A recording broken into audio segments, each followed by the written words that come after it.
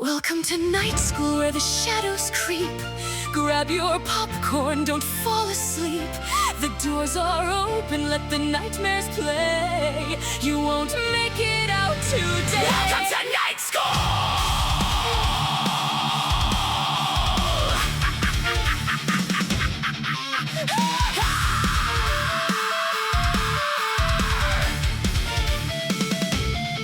She grins in the dark with your secrets in tow. Creep paints your smile with the shame you won't show. He slashes with style, blood drips by the door. Glorious gore!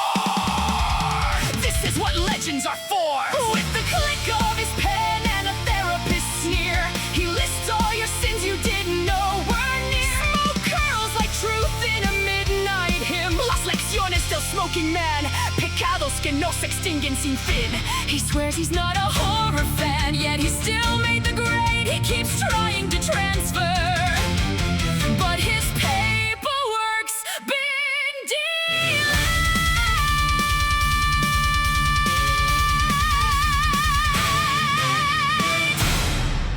Are you scared yet? Hello, hello, hello. Yes, I am scared. I am actually scared.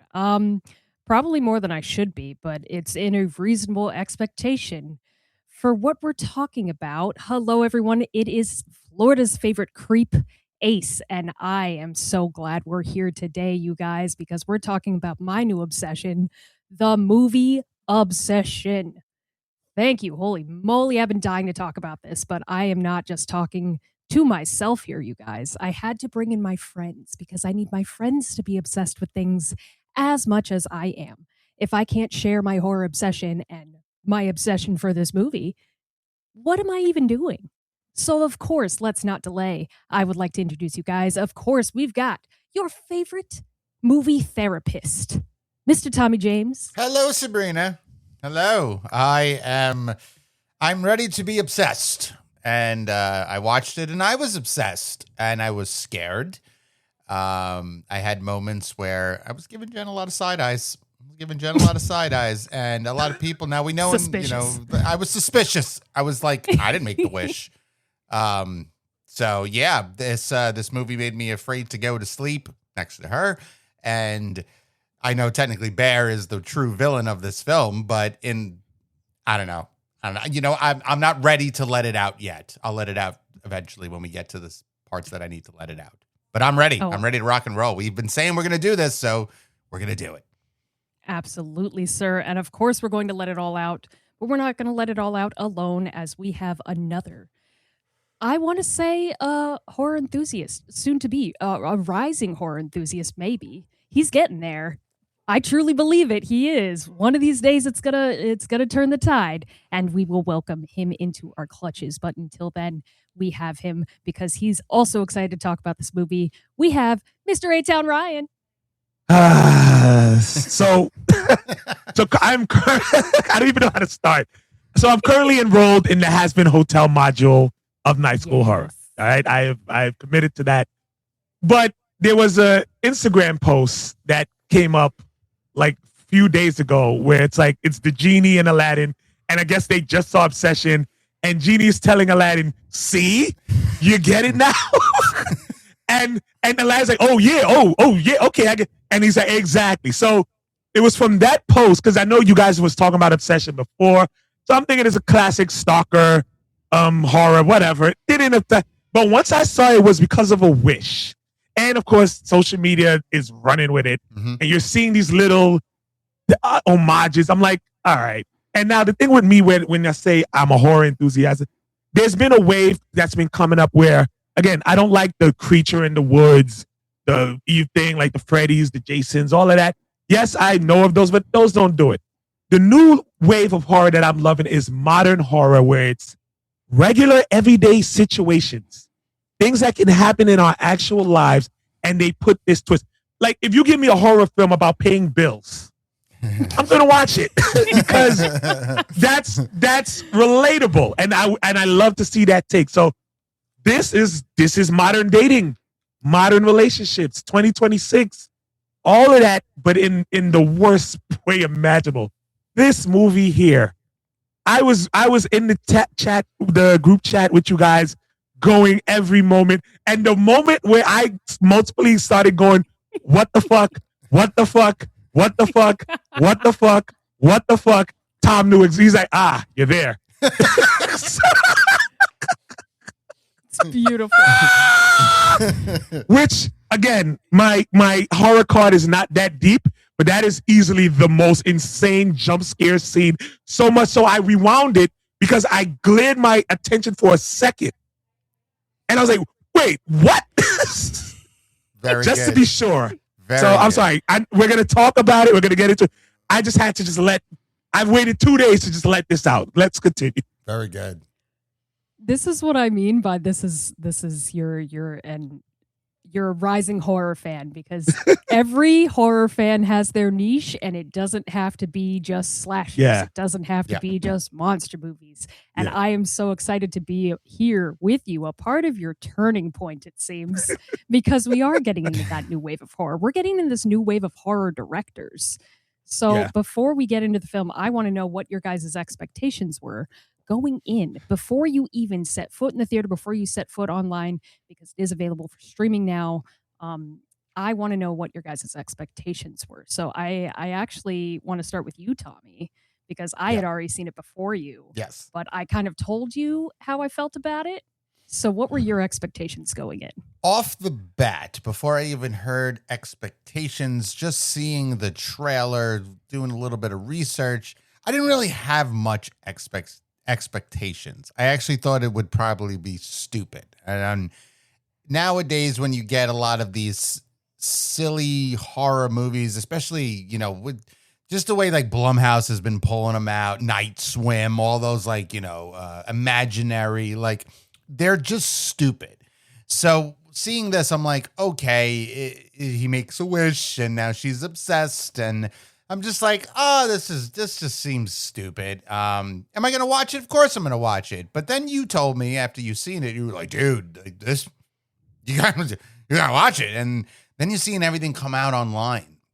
And there's a few people that I actually follow on YouTube and TikTok and whatnot that are big reviewers and whatnot. And they're saying it. They're like, oh my God, this is amazing. This is awesome. It's, what Curry Barker's doing and the way everything is set. And then they start talking about the girl that plays Nikki. And then I watched it.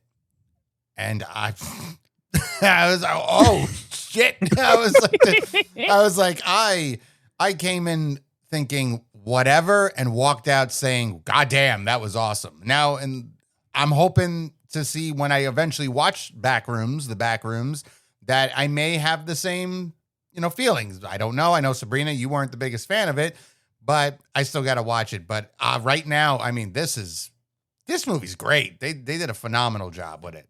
They took that twist and ran with it. Yeah, they did. And we'll talk about that twist a little bit later. But A-Town, I know it was a little bit later for you to get into it after we had already seen it. We're talking about it. But what were your expectations going in? Again, all right, he made it with, so I was like, all right, it's going to be the classic obsessed. I want to kill you. I want to kill everybody. It was like, I assume, she's going to go crazy. She's going to try to kill people. I saw pieces of her performance here and there. Now, for her, the girl that plays Nikki, Indy Navarrete, she's from Superman and Lois. So I know her as Lois Lane's daughter for 4 seasons.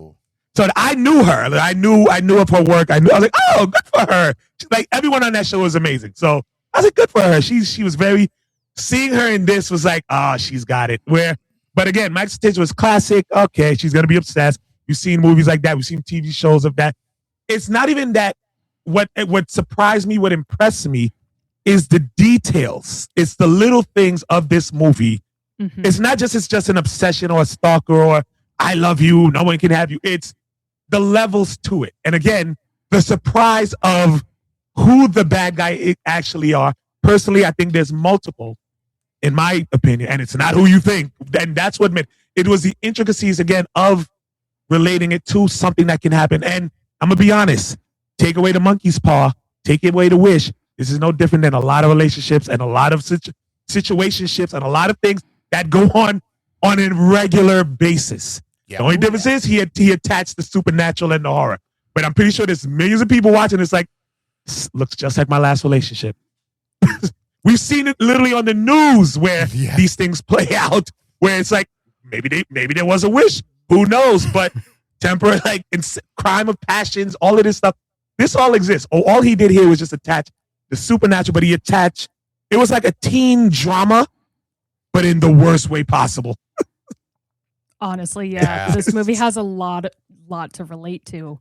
I definitely know that my expectations going in, I was just hearing bits and pieces about this movie, and it was truly one of my friends at work that prompted me to go see it. It was one of those things where I go to work and I've always got this one friend that I can talk about horror with. He's the only one that I'm like, oh, your opinion matters to me because I know your repertoire and my repertoire kind of like blend together. And like, if you tell me something's good, it means it's probably worth watching. And it's okay if I disagree with him because he never gets mad about it. He's just like, oh, that's pretty cool. Nice take on that. Like, it's never an argument. It's just an open discussion, which I absolutely love. So when he said, dude, you got to go see Obsession, I'm like, oh man, are you sure? And he said, yes. So I took a day, went to see Obsession. I walked out of that theater feeling nauseous, and I remember immediately messaging Tommy and just going, dude, you got to see this movie. I feel so sick to my stomach. I have a weird range of emotions that I just need to talk about this film. So I'm super glad that we're here because we are going to talk about it. So we're just going to get right into it and start talking about this movie. And shout out to Curry Barker as one of our rising horror directors because I was not expecting this from him. It made me do a deep dive of his short films on YouTube, and I look forward to seeing more from him. But I digress. Let's get right into it, guys. Specifically, the opening shot, because I feel like this opening shot does set up the entire movie for us for what's to come. Just based on the character interactions between two of our main characters and just a side character. We are introduced to Bear. Bear seems like this sweet guy, he just seems a little nervous and he's talking to this waitress that we don't even know it's a waitress yet. We just get the shot of he's confessing to a girl about his feelings and it seems like such a sweet moment. She's receptive and it's interrupted by his friend Ian, who we're introduced to, kind of jock looking type, but he's just like, nah, man, that sounds way too corny for Nikki, and we're immediately snapped out of that like sweet moment. A-Town, how did you feel about that introduction just from Bear and Ian as characters in that kind of contained moment? And now, okay, so just preface, I'm going off my initial reaction, not what I found out later, because when you go back to this scene, there's a different feeling, especially when I react. But in this scene, I was like, it's that typical. He's nervous about talking to the girl. His boy's there backing him up, helping him out. But again, it's typical teen, almost you would say comedy. If I didn't know let's say you showed me this without me knowing nothing about this movie, except for as a bum, I'm like, oh, he likes her. Oh, and look, he's practicing. Even though I thought the girl was the waitress. Yeah, me too. That's the way it's set up. We're supposed to. Yeah. So when they did the flip, I was like, oh, look, they're practicing. And then when Ian told us, like, all right, you could go now. I laughed because it opened up as a typical comedy. Like all you needed was some yellow card or some good Charlotte to play of them walking out of the diner. That's how we're introduced. So that opening scene was like, oh, this is so cute. Oh, he got the nerve to ask her out. It's going to be one of those, will they, won't they? But he's going to shoot his shot. So you're rooting for him. And you see his best friend always like a typical role. This is the chubby looking best friend, but he's the dork. He loves trivia night. He loves to drink.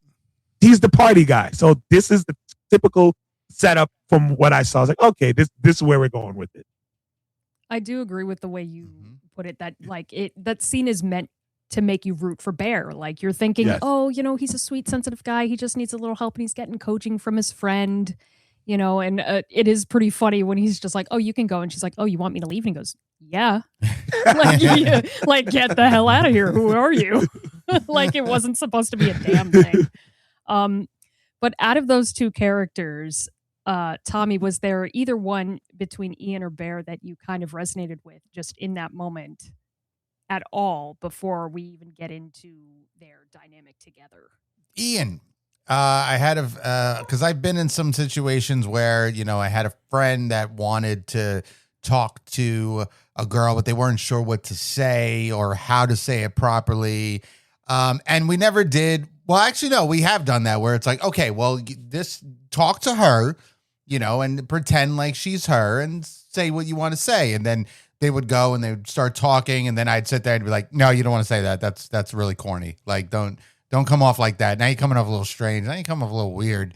And I agree. I agree with Alex, because it is like a perfect like setup for this movie, because it comes off with that comedy side. So it's like you got the little dark comedy into it.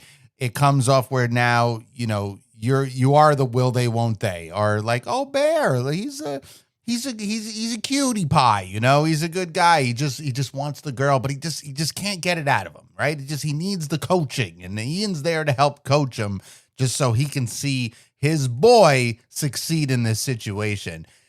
So yeah, I really like it, but I feel with me, I'm like, oh, I've been there before. I've been on both sides before, honestly, but to be like the coach is more the side of being the dick, because that's where you are. You really become the jerk when you're just like, nope, you don't want to say that. Nope, that's not how you do it. Dude, you sound creepy as shit. Like, that's the best way to do it. So, but yeah, I was also tricked. I did think that the girl, the waitress, was Nikki. It's a perfect setup because, again, the way it's shot, and again, Curry Barker is just like so interesting in the way that he has this direction, the way he wrote this of like, hey, this opening scene kind of develops a lot of things for us. And again, just the waitress, we don't know if that's actually her or not. And we're just like, oh, he's really pouring his heart out. And I'm thinking going into the scene of like, oh, well, maybe this is the part where she's like, oh, you're so sweet, but I don't feel the same. And the movie kicks off from there. But instead to find out that that's not even her, and his friend is like, yeah, no, you sound really stupid. I'm like, oh, this movie's going to be real dark, just based on that reaction. Because you kind of see that, again, Bear is coaching him, and he may come off as a little bit of a dick, but it's also like, you could see the jock type that probably gets any girl that he really asks out, even if it's just for like 1 or 2 dates and then he's done, versus Bear, who's like the quote unquote nice guy, who's just like, I only have eyes for one girl. I don't need many girls type deal. So it kind of like kickstarts us into the whole momentum of the movie of like, this is what it is. And unfortunately, we do see that Bear has a tragedy where, I think we need to talk about Sandy a little bit. Yo, like right off the bat. We can't just skip that. That happens like, that's a punch to the face. The next scene, like, the fuck? Like, oh, that's not cool. So, Tommy, how did you feel about jumping right into Sandy? That next scene of like, whoa. Well, we just went crazy. from something lighthearted. Yeah, a little laughy. We got a little belly chuckle going on there. Oh, this is cute. And then we get to the next scene when he comes home, and you're like, is that is those pills? Oh my God, the cat got into the pills. Oh no. But then it zooms in where you see that it's oxycodone, and you're like, oh shit. Now I went from having a little laugh at it, like, oh, this is silly. And now I'm sitting there going, oh, that's not nice. Damn, that sucks. And then we get that next scene, the scene right after of him on the bed crying. So you're feeling for this guy now. So you really are behind him in this sense. You're feeling for him because, unfortunately now his pet passed away because it got into to his drugs, which I would love to know what did he do? That's the one nitpick where it's like, how the hell did the cat get into the pill? How the cat got into the pill?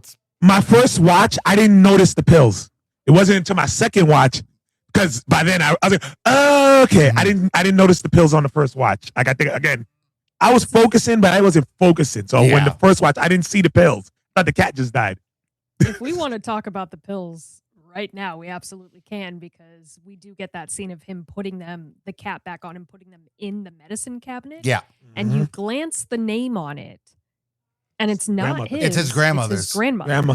Grandmother's pills. So why would you keep those? He's been keeping his grandmother's pills, and the only thing we can assume from that is that he left them out, and the cat got into them. So in other words, because he was always suicidal.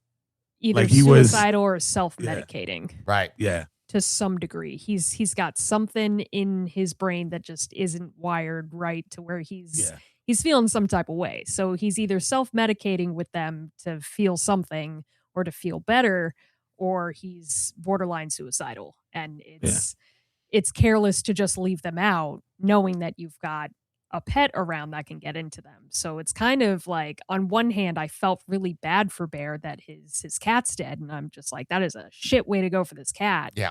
On another hand, I'm like, dude, you could be fucked up all you want. You left the pills out. You fucked up. Like, that's upsetting. You did that. Yeah. So right off the bat, I'm thinking, what type of person is Bear? We see that he's the nice guy, but he's also careless, but we also feel for him because of this cat.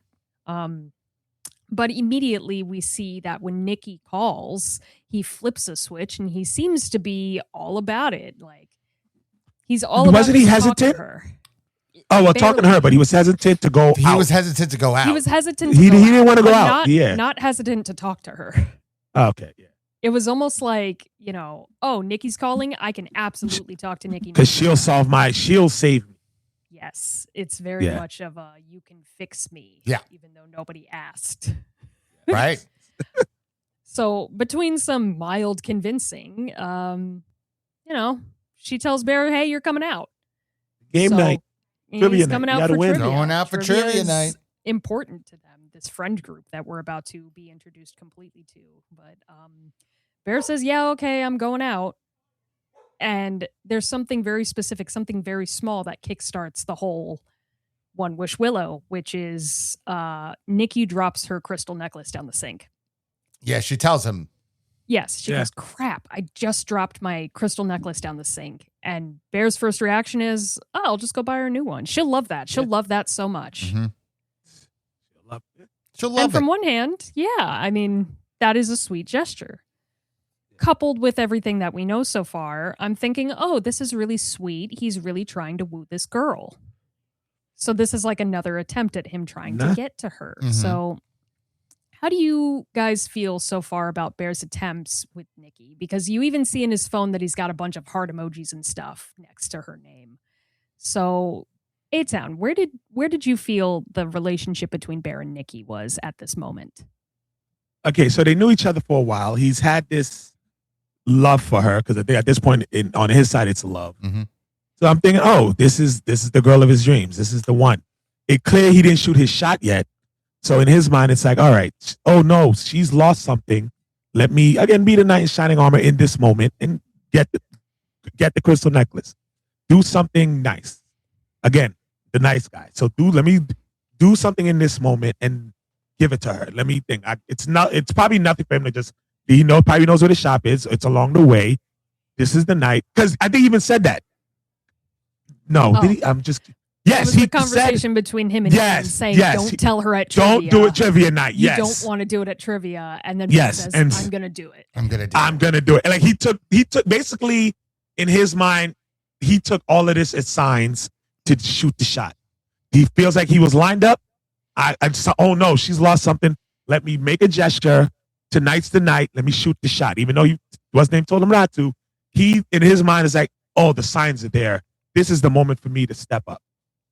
You can't fault him for that. All right. Mm-hmm. Later on, you'll see. But if you're going to step up, you need to step up. Correct. Don't half-ass anything.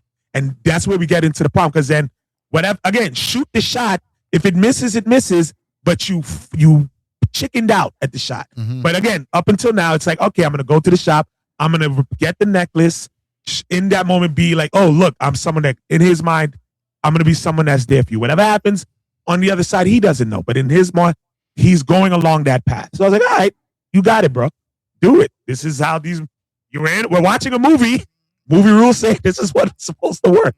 Yeah, movie's got a movie. This is how it does. And it makes perfect sense because I'm on the same level. Like with that situation, you try to put yourself in his shoes. And if this is a girl that you like and you want to be, have that opportunity, oh, shit, I just lost my crystal necklace. Well, I know of a shop.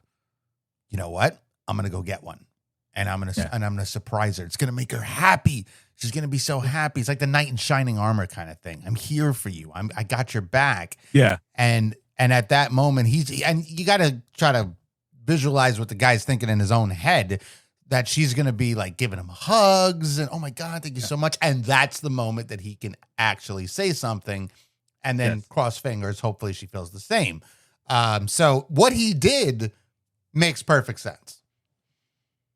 I think It's so perfect that you mentioned it's what he's thinking will happen. Yeah. Versus what might actually happen. Because again, in these instances, it's like, hey, I'm imagining the best case scenario where this happens. And, she's giving me all these hugs and saying, oh my God, thank you so much. You're so sweet. I love this so much. Like it's the greatest gift she's ever received. But when we actually meet Nikki at the bar, Yep.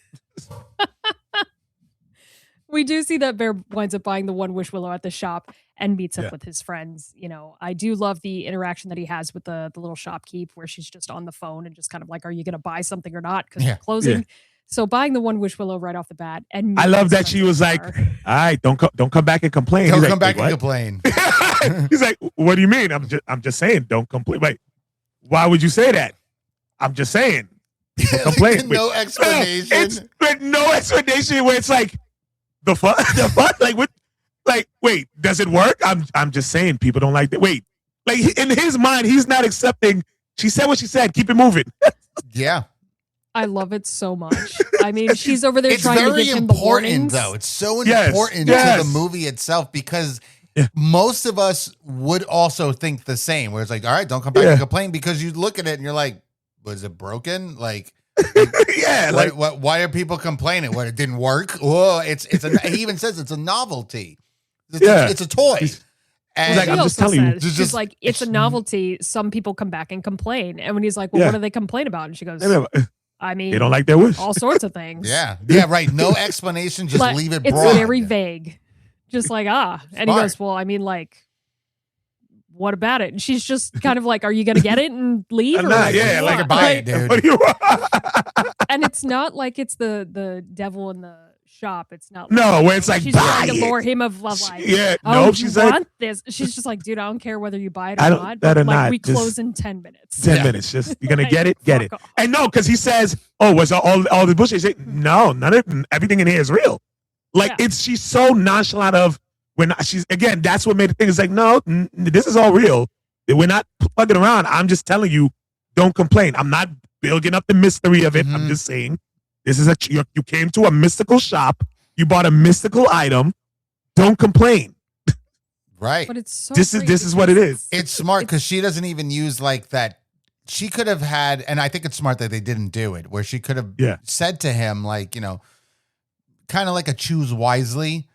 Yeah. Or make it count, like something like that, to where he can stop and be like, what are you talking about? But it was smart not to do that because that would get him more focused on the wish, like thinking like, wait a minute, is this real or not? It makes more sense because when he actually does it, he doesn't think it's going to work. Yeah. He does it so nonchalant, just, I just wish you loved me more than anybody else. Click. And it just, Bling. and then boom. And then you're like, oh shit, it worked. Like it was set up really well. And the shop girl does a great job in guiding it, but not really. Like, it's like, I'm going to guide you, but I ain't telling you everything. It's a novelty. Sure. Yeah. Yeah. You're right. It is. Don't complain. Just don't complain. It does tie in with the other. There's a number on the back. Yes. That'd have been my first question. What do you mean? Why is that number on the back? Oh, I guess if it breaks, then I can call and get a new one. Yeah. I feel like he didn't even pay attention to that number at all. Later. To be honest, until later. Mm-hmm. But like when you're buying the thing, he does a once over on it, but it doesn't look like he's truly reading anything until later. And I love the contrast. But would you have actually read it? Like, I mean, to be fair, I probably wouldn't have even bought it. Well, that too. I probably would have been like, "This is stupid." Like, what the fuck am I going to do with this? It's like, oh, cool. It's a little novelty thing. All right, no big deal. Like, I'm not thinking about it at all. Mm-hmm. I would have had no reason to buy it, so I wouldn't have had that interaction. Which, not to jump too far ahead, but I kind of would have been in Ian's situation of like, what the fuck are you talking about? Yeah. But we do meet the rest of our characters in this friend group at the bar. We meet Sarah and we meet Nikki finally, where they're doing trivia night and they're buying shots and stuff. And you see Bear's trying to bring up Sandy, but nobody's really paying attention. Like Nikki kind of talks over him to Ian, then Ian talks over, and then they have this little side at the table of like trying to talk about Nikki where Ian's like, don't do it. And Bear's like, they're mouthing just like, it's a weird little back and forth, but it's a nice little character moment between friends of like, this is just their dynamic. This is what they do. I thought Ian and Sandy were together. Ian and when I first Sarah? saw Sarah. Yeah. Sarah. Ian and the cat. Yeah. Ian and the cat were together. Yeah, I mean Ian and Sarah. I thought they were a couple. So Because did again, I. it's it's the jockey friend with the other girl. Because the way they were bickering, I was like, oh, they're a couple. That's their thing. They come, yeah. So again, the two girls, two guys, you pair them up again. Thinking in the teen drama category. Mm-hmm. I never thought they were together, but I did see that the friend dynamic was a little skewed where I'm just like, oh, maybe there's something going on with Ian and Sarah that'll be revealed later, but I don't think that they're like together, not openly. But of course we are mistaken on that as we later find out. But at the bar, you do notice a very important character element where Nikki will go back to Bear and say like, oh, I'm sorry. Weren't you saying something? And he just goes, no, it's fine. And then Sarah notices it immediately. And she goes, well, what was it? You look upset. Like, what was that toast for? And he goes, well, Sandy died. And she immediately hugs him and says how sorry she is and that she cares. She's showing that genuine affection while the rest of the group is kind of just fucking off playing trivia. And I think that's such an important character moment because it's not so much revolving around Nikki. It's just revolving around Bear and what Bear is doing to try to get attention and it failing, but him still focusing on someone who's not giving him the time of day. But we are introduced to Sarah in this moment. And I do want to talk about Sarah a little bit because just in this glimpse at the table, how did you guys feel about Sarah? What read did you get? I'll start with you, Tommy. I liked Sarah. In many ways, actually. I think she's gorgeous. She's better looking than Nikki. I'm gonna be honest with you. Yeah. She's better looking than Nikki. She's like that rock goth type of chick. She's into the tattoos and whatnot. But it was at that moment, like you said, when he does state what happened with Sandy and how her reaction is while I was watching it. I looked at it because again, I agree with Alex. I thought that her and Ian were a couple. So when she reacted, I'm immediately not just like, oh, she likes him. I reacted in the sense of she actually gives a shit. Yeah. She actually cares about her friend. And we find out later that she actually likes him, which in the long run, it starts to tie in where you go, oh, yeah. And that's what the crazy part is the signs were there, Bear. The signs were there, buddy. You just were looking in the wrong direction. She's on the left, you're on the right. What you going there? But I really like Sarah, and it's just unfortunate what happens to Sarah. But damn, she was one of my favorite characters. And again, I do believe that she's better looking than Nikki. She'd be my choice. Honestly, yeah. But I mean, shout out to Megan Lawless because she does play a phenomenal Sarah. Like she's cute, she's spunky, she's funny. She's smart. She seems to have this like little edge to her that I'm just like, yeah. When we meet Nikki's like, giving a homeless man money and being like, hey man, like, let me talk to you. And I want to be, a writer. And then we just get Sarah, who's like, I don't know what I want to do. So I'm just going to go to art school and do tattoos. And it's just like, I mean, free spirit. Who cares? That's fucking awesome. That's rad. But A-Town, what'd you think about Sarah? Again, I because I was so locked in again with my limited vision of her and Ian, they were just, like I said, a spunky cup. She was just the unique friend, the God friend. Of course she's gonna care. She cares about everyone in the group. Like so, and I assume she knew about this whole Nikki Bear situation was going on. So probably her and Ian talk about it on the side, like, will they, won't they? So she's like, oh, my friend. So again, later on, what was admitted, even in that moment, I was like, oh, didn't see it. I had Bear's tunnel vision, sadly. Mm-hmm. So I didn't see what was around him. That level of care. Again, second rewatch, it's right there in front of you. Yeah. But in that moment, I thought it was her and Bear, her and Ian, Bear and Nikki. That was how the way it veered off. Not knowing, finding out the truth later. So, and I think they did that on purpose to set it up that way. Because them two was always focused on each other and him. So unless later, that's why when what was revealed, it hit us so hard. Because the way they presented was in those couplings. I think you're absolutely right, especially in the them leaving the bar scene where you do see that Sarah's ready to go out and do karaoke and party and stuff, and Ian's the only one down to go with her. Mm-hmm. So you're like, oh yeah, they're totally a thing, and they may gonna go not be sing so and open fuck. about it, but they're there, like they're there to party with each other and have a great time.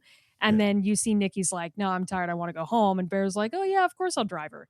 And it's not until we get to these certain mannerisms in the conversation in the car, and right before then, when Ian says, "Get your girl home safe," and Nikki says, "Ew, don't say it like that." Yes, he does say, "Ew, don't say that." That was the moment. That was his moment to go. Well, so before that, there is a moment which they did it very smartly, where she asks for a 20, and she goes and gives the guy. Meanwhile, that's the director playing, because I did the diva. She gives him a 20, and you see Bear look at her. Bear looked at her as someone like, oh, look at her. Look, she's giving money to the homeless. She's so great. They make sure to show music they put in the background too. Of course, very like drama, like rom-com love story music. Very much so. So they create a situation where she's doing something decent, but in his mind, oh my God, look how great she is. She gave money to a homeless person. She's the greatest woman in the world. Isn't she? And they make sure to point the greatest. And then we get to the car. Yeah. Which I absolutely adore. And it wasn't even her money, by the way. No, yes. she took Sarah's money. Where Sarah's like, yeah, I've got 20. money. And she goes, cool, I'll pay you back. And Sarah's like, and gives it to a homeless man. Nope. I would have been like, oh, hold on a second. Get change. Yes, I'm not giving you the full. That's not giving you a full 20. 5 is cool. 5 is cool. That's respectable. But again, that's my money. You can't just, okay, I'm going to give it to him. The fuck you doing? We just got out of a bar. I just bought shots. What do you mean? I mean, after that, Sarah didn't seem to complain, so the liquor was hitting. She's just like, yeah, I mean. She never got that 20 back. I guarantee the next she never morning, got that 20. The next morning, like, where's my, well, I don't think she will, because at that point, the Nikki that would have paid her back no longer exists. Unless Bear paid her back. The only other option was Bear was like, oh, here's 20. I don't see I don't think Bear cared at that point. No, I don't think so. I want to get into the conversation in the car real quick. Yes. The back and forth that they have about like her dreams and aspirations, and the minute she says like, I've never experienced love, but I want to for the sake of this book, and Bear distinctly says, so it's a romance novel, and she says, no, it's a love story. The distinction between romance and love. Very distinct things. So A-Town, what do you think she's trying to allude to between the difference between romance and love? Romance is the action. Love is the noun. Meaning you feel love. You love somebody. That's why they always say in love and love. That is the same thing. Romance is what you do in the feeling of love. While love is deep down. The same way people do dumb shit when they do crazy shit when they're in love and like obsessed. But basically. I didn't even plan that. That was an accident. But yes, love is the noun. Love, you can't control love. You can control romance. My reason why I like to say most marriages and stuff end, because the love is there, the romance is not. Someone says, I want the romance, but you don't want the love. You can have romance easily with not a shred of love involved. Our generation mostly celebrates the romance, celebrates the act, the flowers, take me on trips. That's what our generation celebrates. But the love is usually non-existent. You can serenade and thing and not feel a lick for them. On the other hand, you can love somebody to death and not do nothing for them as well. And so she is saying she wants something beyond just the act and the thing. She wants that you feel it deeper than what is performed. And romance is the performance, love is the feeling and the now. That is, and that's why, and he's confused at the two because he thinks the romance is the love. Right. And this is again why I'm so glad you're here, because I 100% agree that romance is a way you show love, but it doesn't have to be, because love is such a broad spectrum.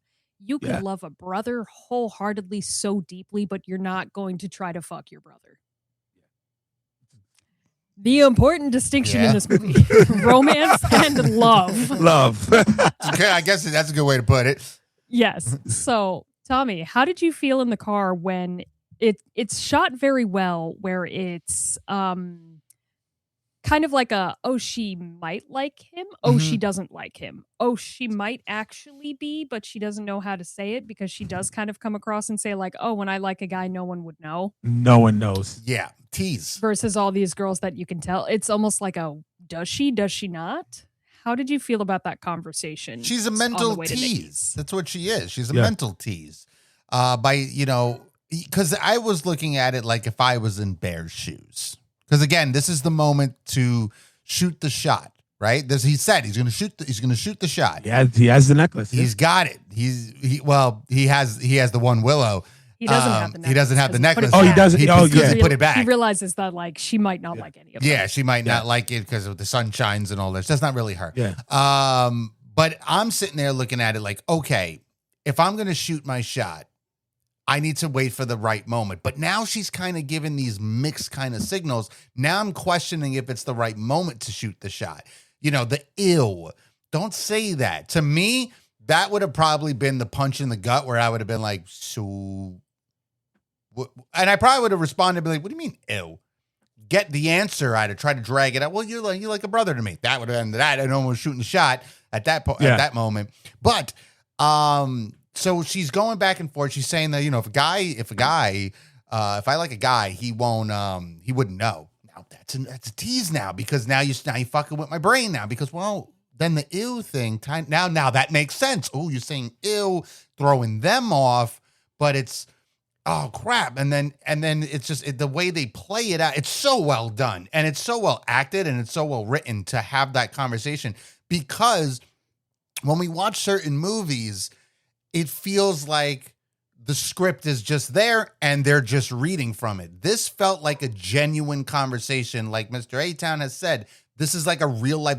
I can see this happening. I can see myself having this. I probably have had the same conversation with the girl that I liked, but I wasn't sure if she liked me. And then she's giving me this hint, but then she's kind of pulling it back. She kind of gives me the hint a little bit more. So I actually felt like invested in the car, because you're really trying to figure out, as of the viewer, does she? Wait. Yeah. Maybe she does. Oh, that could be the hint. That might be the hint. But that's what makes it wild, because even when she gets out of the car, she finally asks him, do you like me? Now that's the moment. If you do, not only that, she says, she says, if you do, now is the time to tell me. That's the moment. I love this so much, because you guys, when she is describing being like having a crush on a guy, when she says, when I have a crush on a guy, nobody knows. All these girls seem to act like, all over themselves, beside themselves, giggly, like all over like there's so many signs that you can tell. And with her, she's flat-faced until it's exactly as you said, Tommy. Bear's questioning, going, does she not? So when he's trying to shoot a shot, and he calls her Freaky Nikki. Same way that Ian said, just call her Freaky Nikki. Bring it up. She'll love it. Knowing what we know at the end of the movie is very important for that. But in this moment, we're thinking, Ian said he should do that, and he did it, and it just backfired horribly. So it's remember, kind of that's like okay. Now, did he say Freaky Nikki after she asked him, do you like? I can't remember. He said that after. Yeah, he said it after, because she was walking away at that point. Yes. But literally, when she is giving all these, will I, won't I situations, and she finally says those words like, if you do, now is the time to tell me. This is after her saying like, how do you feel about Sarah? Like, do you have a crush on Sarah? All this back and forth shit, and Bear's still undecided, and she gives him the opportunity to say, hey, on a silver platter. 100%. Just the shot is there. He says, here's the ball. Really good friend. This motherfucker here. That's what I said watching the movie. I'm like, this fucking guy. Like, dude, grow a pair. I'm sorry. I need you to know how many times I've had to ask one of my friends, do you like me? Because if you do, we cannot be friends. And they tell me, oh no, we're just really good friends. Guess who I'm not friends with anymore? Bullshit like that. But here's the thing. Here's the thing. What you said. If you do, we cannot be friends. She didn't even say that. She didn't make that clear. But she didn't even say that part. just the distinction from the movie of me going, wow, I can relate to this so much. This fucking sucks. Straight into his wish makes me feel so disgusted. It's crazy, like, too. As a girl who's had to tell some guy, hey, if you like me, we can't be friends. And that's not even me saying like, well, we can't be lovers. That's just me saying we can't be friends if you like me like that. Right. Maybe we could be something more, but you need to tell me where this is going. But even so, it's just we cannot be friends. But when she says it too, right? She says it in this very innocent way of like she has a secret, right? And her secret is that she likes him too. So see, I got something different. I got that. Where I like if it was me, I get it too. I understand that he got the cold feet. He was getting a lot of mixed signals, but at that moment, the way she says it, for me, is like, if, and I believe, because I probably would have, at that moment, I would have said yes, because of how she because you're a reasonable person. And but it's also how she played it off, too. It's almost like, listen, if I get it, if he says yes and she goes, yeah, that's not happening, like, this ruins a friendship. You know, it's going to ruin a friendship. We know also she did put her 2 weeks notice in, so she's leaving the job. Leaving. Okay? Yes. So she's going bye-bye. So this is the moment to shoot the shot. And I believe from when I watched, the way she said it, I felt that she had a secret that she kind of did too. That's how I looked at it. And that's probably why I would have taken the shot. He just punked out. Then he fucked up. I think either way, even if she didn't like him, and what we know later was the truth. Because even later, I'm not going to 100% convinced that's the truth. Yeah. Because of the way she told him what she told him, where it's like no one would know. So she wouldn't admit it to anybody if it was the truth. Mm-hmm. That's why ill thing makes sense by stating that, because the ill is now like a throw off. I'm not going to let them know I like you. But again, in that moment, because this leads toward the end when I do my lesson. You have to tell the truth, meaning let it out. You have literally nothing to lose. She's leaving. So either way, again, if you feel it, that was your moment. That was handed to you. Handed to you. You think, just tell it. I guess but again, it leads to, again, his character of who he truly is, as we see. Yeah. But that moment was, you should have said it there. Specifically this car scene, I'm glad you said tell the truth, because this tells us everything that we need to know about these two characters. The entire time we see Nikki on screen or hear her voice on the phone, she has been nothing but honest and told the truth specifically. Yeah. Mm-hmm. Like 100%. There's nothing that she says at this point, and of course we don't know 100% at this time, but after seeing the whole movie, she 100% tells the truth the entire time. And Bear, being the coward that he is, backs down at every turn up until this point. Every time. Yeah. Which leads us to the wish of, I wish Nikki Friedman loved me more than anyone else in the fucking world. Oh my God. Now, all right. Now, yes, we're gonna shit on him for the wish. That was a wish of desperation of his regret in that moment. Yes. I'm only going to give him that in that moment, he didn't think it was real. And he fucked up so badly that he made and he just said the blurted out stupidness. Mm-hmm. Yes. Again, it is how he really feels. So that just leads to his desperation of overall. Because again, if you believe that was real, and there's the 100 jokes of, there was so much better ways to make a better wish than that. That wouldn't even been in my forefront. But he made the wish in an act of desperation of, let me just vent. And I wish you loved me with anything. So that's the only, from this point, it's the only caveat I'm giving him. I feel like that's a reasonable only caveat to give him. Yeah. Up until this point, yeah. Tommy, with this wish, what changes did you see in Nikki immediately?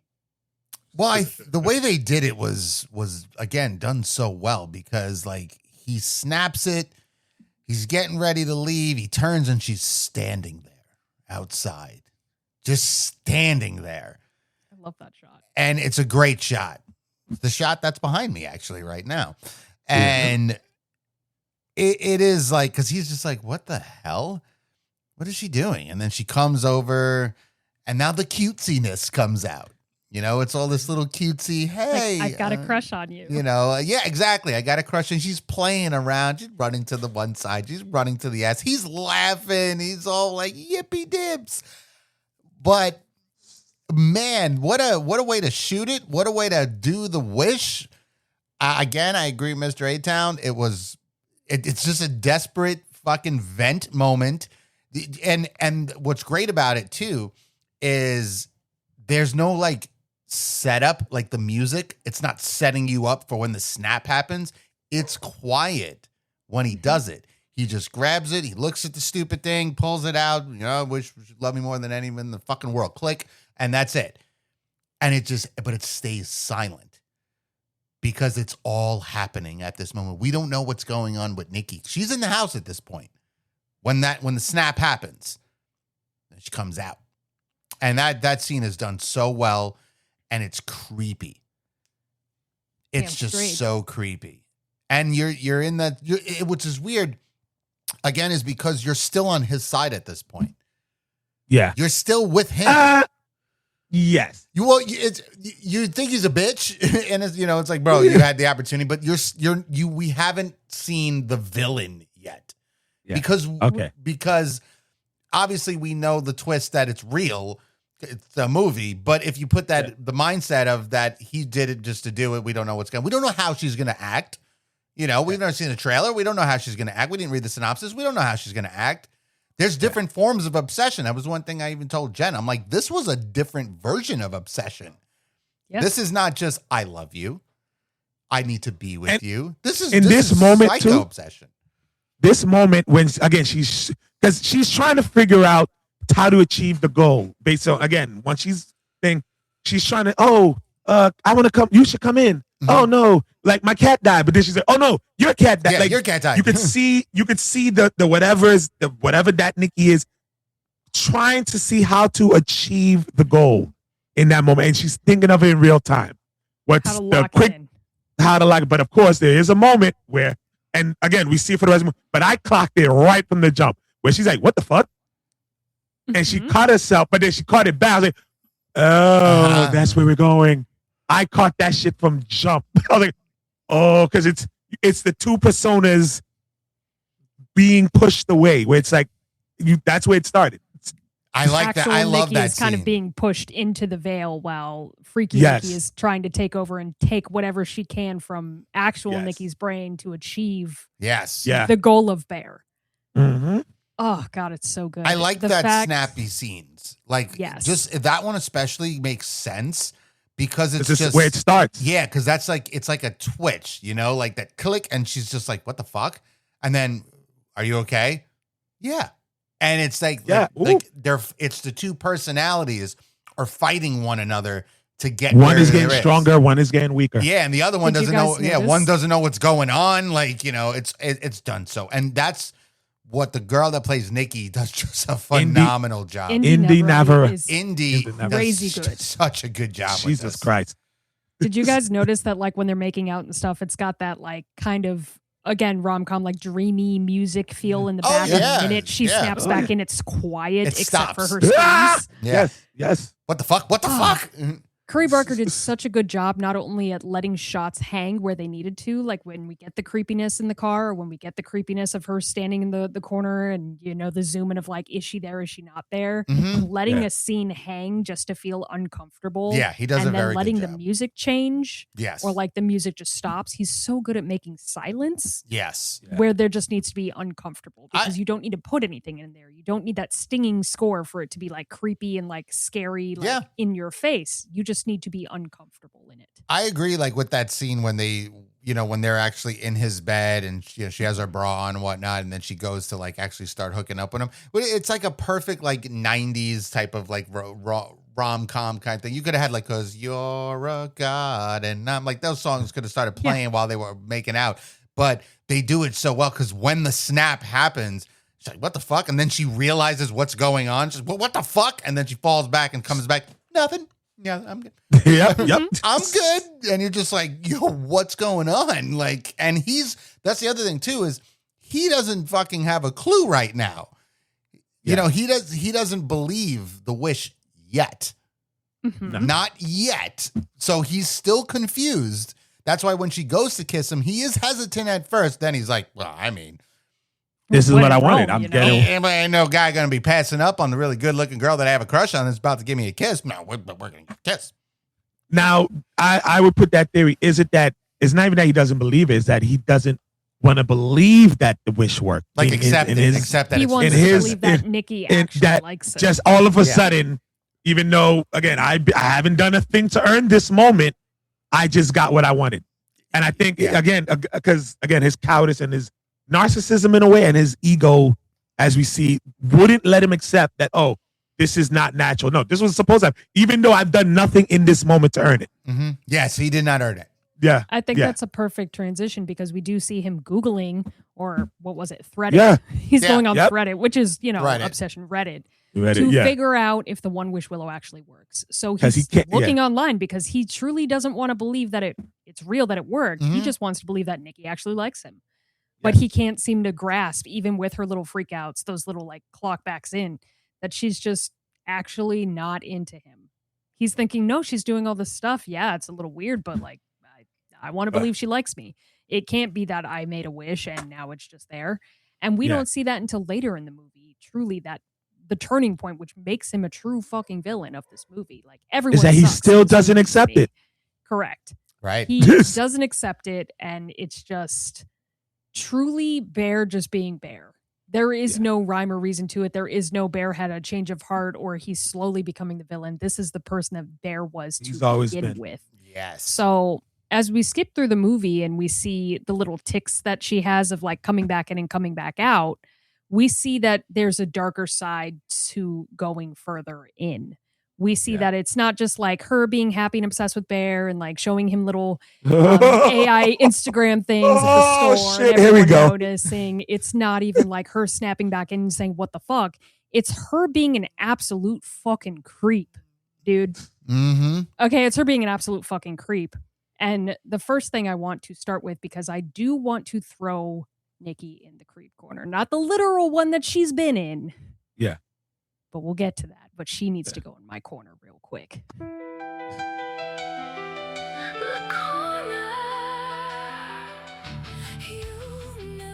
When you see Nikki come up to apologize about that first night that they have together, and you see she's dressed in red. She's in this beautiful dress. She's wearing a necklace, and she's just standing in front of Bear at his door saying, I'm sorry about last night. Everything was just so, I'm just going through a time. And then you see her eyes start to fucking glow. Buddy, that was my first notion that I'm like, she's going to be a fucking menace. She's going to be a fucking creep. And yes, she's done so many creepy things in this fucking movie. And she's just all around, like, down to her core. Freaky Nikki is a creep. She is my best friend creep. But this moment where her eyes are glowing and she is trying to convince Bear that everything is fine and this is exactly what she wants and it has nothing to do with him, she's a fucking creep and she belongs in my creep corner. She does. She lives there this whole rest of the movie. But that was the first moment. I'm like, ooh, well Yo, shot. that was fucking that scene. And if I'm not mistaken, before she comes to the door, so they're leaving work and Nikki goes with Ian. Mhm. Right? So she doesn't, He because takes her home because right, they've been whispering about her all fucking day at work. Yeah. So And she's been just watching Bear. woof. And like, I believe because he's on the phone with Ian, right? And Ian's telling him, This is a big point. Yes. This is a very big deal because he's telling her that she's already told me and Sarah that she looks at you like a little brother. So That didn't come off until dinner. The first That was thing later. that Bear said is that her dad isn't doing so well. It comes 'Cause she out the lied- lie Oh, right, because of the that cancer. she Right. lied about. Yeah. her She lied dad about the having cancer. Her But no, strange the ride home is interesting because Ian. Now we can't. Should have been the first instance that we couldn't trust Ian because she said everything was fine. But then, would she tell Ian if she's obsessed with thing? She's gonna tell Ian everything is fine. Wouldn't she already being upset? So and again, here's the other thing: what we know later with Ian and her. What would we never found out what that? I don't believe Ian's version of that convo. Because if they were already doing their thing at the side, what would Ian really saying to her? Because then he would lie to Bear and tell him, yeah, everything's fine. She was just wondering. No, because she's already in obsession mode. Right. Ian, if anything, would be more jealous because it's like, yo, so now you're doing this to get at me? But then what was, like, it? Now I can't even trust what Ian told him. Because it's one of those, you got to be in the room where it happens. And Yeah, nobody's yes. in the room. Right. Exactly. But we're going based on behaviors of Nikki at this point. That was not the conversation that was had. No. She must have dumped him. She must have said, no, I don't care about you. I only care about thing. And that's what's throwing him off. He probably went for it. He probably, because they were, we find out, they were fooling around. Yeah. So now but, she's in the car with him. He probably did like the hand on the leg. Maybe he was like, we're going to hook up again. And then she shut him down. Yes. And shut him down probably in a brutal way. And his ego, verbally brutal. And his ego says, no, I'm going to just say, nah, it didn't work out. She's fine. Again, Ian's the type of person that's very jock of like, if it doesn't work out with her, whatever. But now he feels spited because it's Bear. And what he knows about Bear and how Nikki feels about Bear, this feels like a slight. It's no longer just, oh, well, she's not interested in me. We just moved on. This is, she's getting back at me. Yeah. It's now a challenge for whatever fucking reason. But I just want to take a moment and ask you guys, was there a scene from Nikki that truly made you stop in your tracks throughout the entire movie that made you stop in your tracks and go, this is so fucked? I don't know if we're going to, there's so many. I don't even know. Was there one that stood out above the cat. the rest? The cat. Oh my. I mean, there's others, but I don't even want to know. When the first, like right off she fed him his cat. His dead, rotting cat. Red flag. Not even red flag. Stop. Pull back. Dude, what the hell? And then it's what?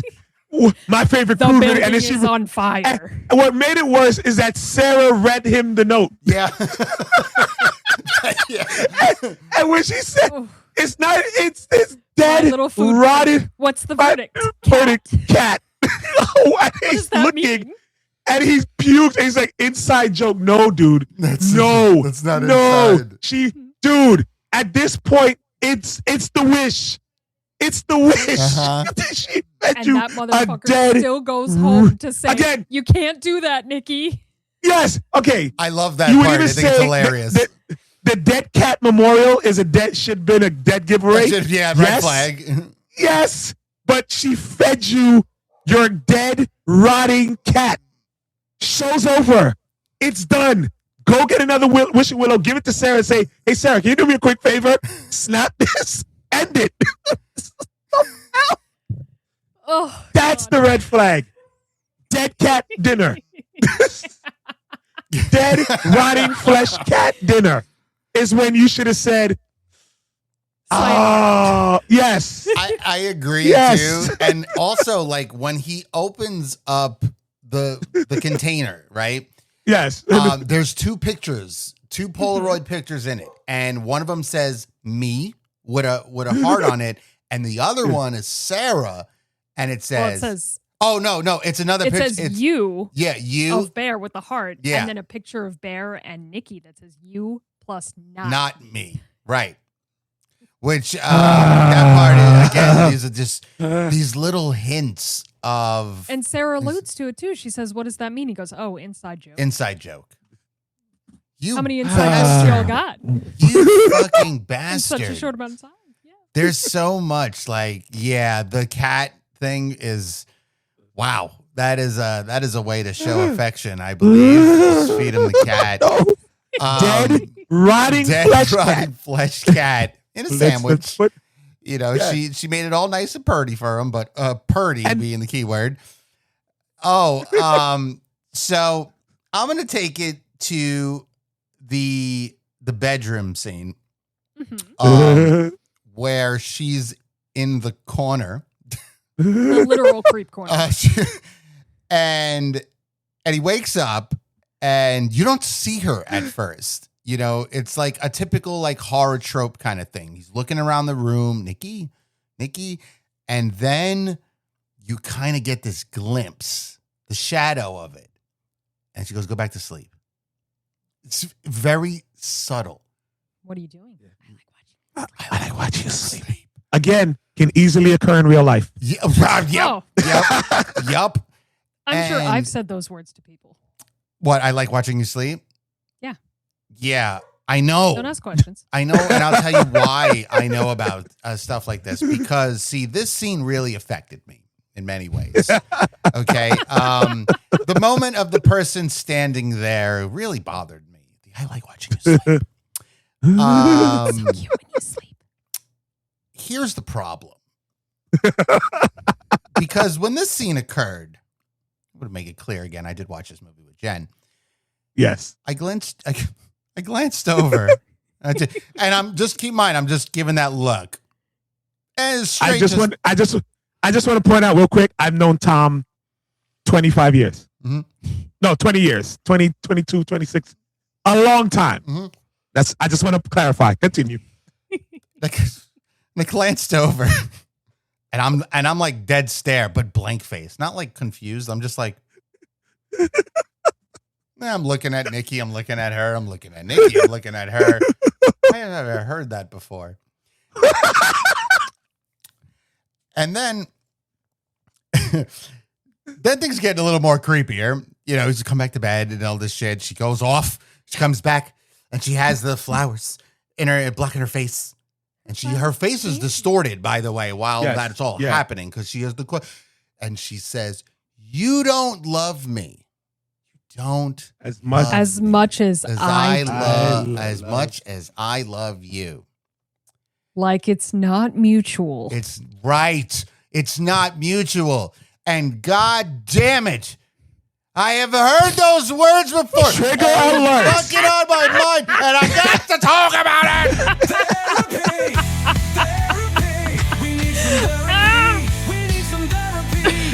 I needed a fucking therapy session because holy shit, I have to tell you, though, the moment that I like watching you sleep. You don't love me as much as I love you. Why am I looking at Jen? Why am I looking at my wife? Because I've heard this before. The face that's being made. Wait a minute, you've made that face before. The part where you lay in bed and, I got to get up to pee because now I'm a little weirded out. Stay! Which, oh my God. I laughed my ass off because that scene was hilarious. But let me fucking tell you, that has happened to me. And I ask people in this world who fucking broke that fucking branch off and made that wish because I didn't make this wish. I'm sorry. I did not make that fucking wish. And what in God's name? And she looked at me. She goes, what? What? And then here's what makes things worse, okay? I'm putting you in the scenario that occurred while watching this movie. She got closer to me after this scene. Not nice. Gets closer to me, looks at me, and I'm like, what are you doing? And she says, what? I just want to hold you. I go, what? No, you don't. Back up. I didn't make the damn wish. I didn't make the damn wish. You can back the fuck up right now. I didn't back the fuck up. That scene put me in a bad situation because real life occurred. Creepiness really fucking occurred. And damn, why have I fucking seen this? Oh, wow, that's you and that's me. I'm scared now. And because of that, I had to get off my chest. I really needed a therapy session for that. But just so you guys know, tonight's therapy session is brought to you by the One Wish Willow. Tired of awkward conversations, emotional maturity, and simply asking someone how you feel? Just make one wish. And let fate make all your terrible decisions for you. The One Wish Willow. Because nothing bad has ever come from forcing destiny. And that's my therapy session. That's really pertinent, dude. That's really good and also terrifying. But again, that this movie on so many levels can connect to so many people because everyone has experienced being one of these characters at some point. Yep. Doesn't mean you've been all of them, but everyone has been at least one. And if you haven't, yes, you fucking have. Yes, you have. Yes, you have. Gentlemen, there are so many freakouts, specifically with Nikki, that allude to what is to come. We've had her corner freak out that Tommy pointed out. We had the cat where she cooks the cat. We've had when she duct tapes the door closed. Yes. To make sure that Bear can't go to work, and when he does, she's upset and waits by the door for him. She freezes so long that she real quick loses every function. In our group chat, what did I say? When that scene happened, I thought the stream froze. Yes. I thought my internet froze. I'm like, that went on for like 10, 20 seconds. Yeah. Of just they held it. There. They held it so good. Perfect. And she held that expression for 20 seconds where I'm like, what the hell? I'm checking and I'm looking like, no, the time is going. It wasn't until they did the little slow zoom out where like, and then again, I had to go back and literally make sure that I still thought it froze and then it started going again. When I went back, I was like, no, she held that. Mm-hmm. And then they zoomed, I guess, and throughout this whole movie, he's done the same effect of the slow pan down. I guess that's his signature. You sing it and you see her pants getting away and she's peeing herself. Yeah. You see it drip into her sock. Oh, my God. Nasty. Between all of these things, every weird, creepy thing that she does, the weird movements of contortion and her little T-Rex arms in the corner and her just being a fucking freak, all of this, every time Bear says, you can't do that, Nikki. You got to be normal. You got to be just, regular old Nikki. And she's struggling so hard. The only thing she can seem to say is, I'm sorry. I'm so sorry. I'm so sorry. I'm so sorry. To where all of it sounds hollow. Mm-hmm. Yeah. It's almost an abusive relationship in that way where it's, I'm sorry can fix everything. But for Bear, it can. Yeah. For Bear, saying I'm sorry fixes everything. Well, she 2 seconds later, he's back. He's back fucking hitting. And getting it. She does like that one part where he goes, I need you to just be Nikki. And she even responds, I can't. I can't. Yes. Which is, again, these little lines are so important because she's literally telling him, no. Me as Nikki is not this for you. Yeah. That should have been like, I can't be Nikki because you didn't want Nikki. That's right. You wanted someone that was obsessively in love with you. That wasn't Nikki. When all of this chaos goes down, and he calls the number on the back of the One Wish Willow, he tries to alter the wish. Yeah, it's not cancel the wish. It's not take anything back. It's just alter it. Just tweak it. Yeah, I know. What a jerk. Yeah. Well, I just want to change it. It's not even, I want this to end. It's, I just want her to be regular old Nikki. Okay, well, regular old Nikki doesn't like you. Yeah. Mm-hmm. And that's where what does the voice on the phone say, Tommy, about altering a wish?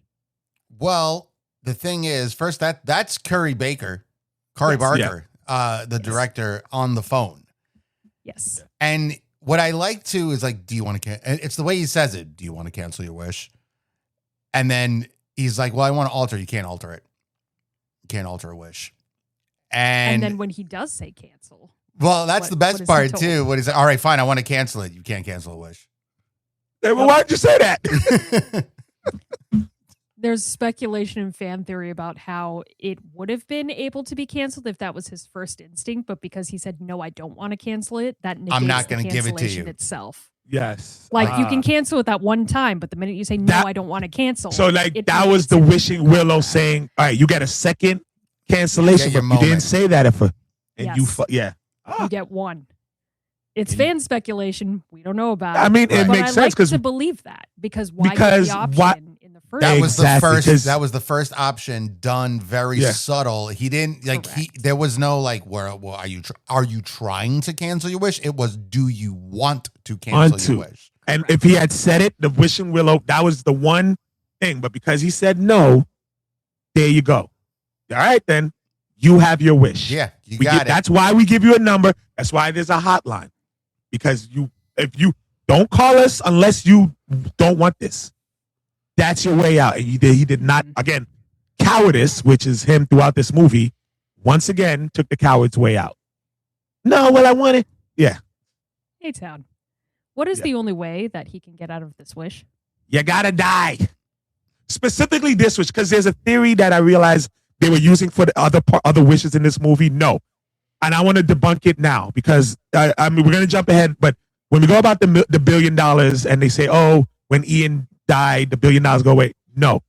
This wish specifically is done because it's tied to Bear.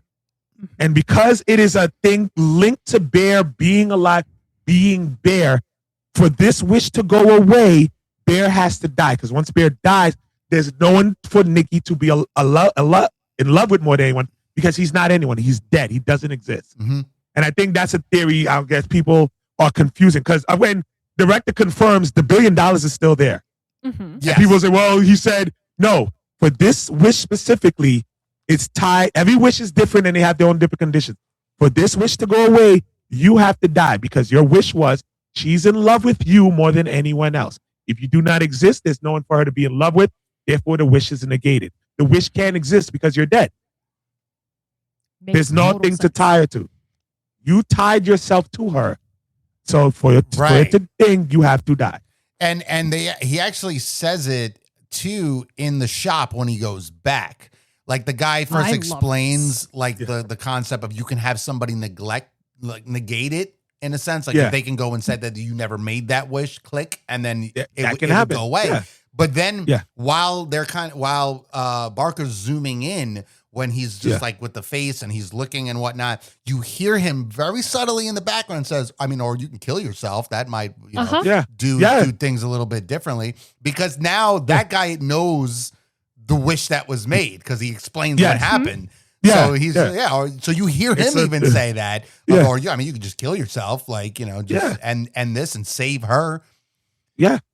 I'm glad you brought this up, Tom, because earlier when we see the shop owner like, well, don't come back and complain about it. And then hearing this shop owner saying like, or you could just kill yourself.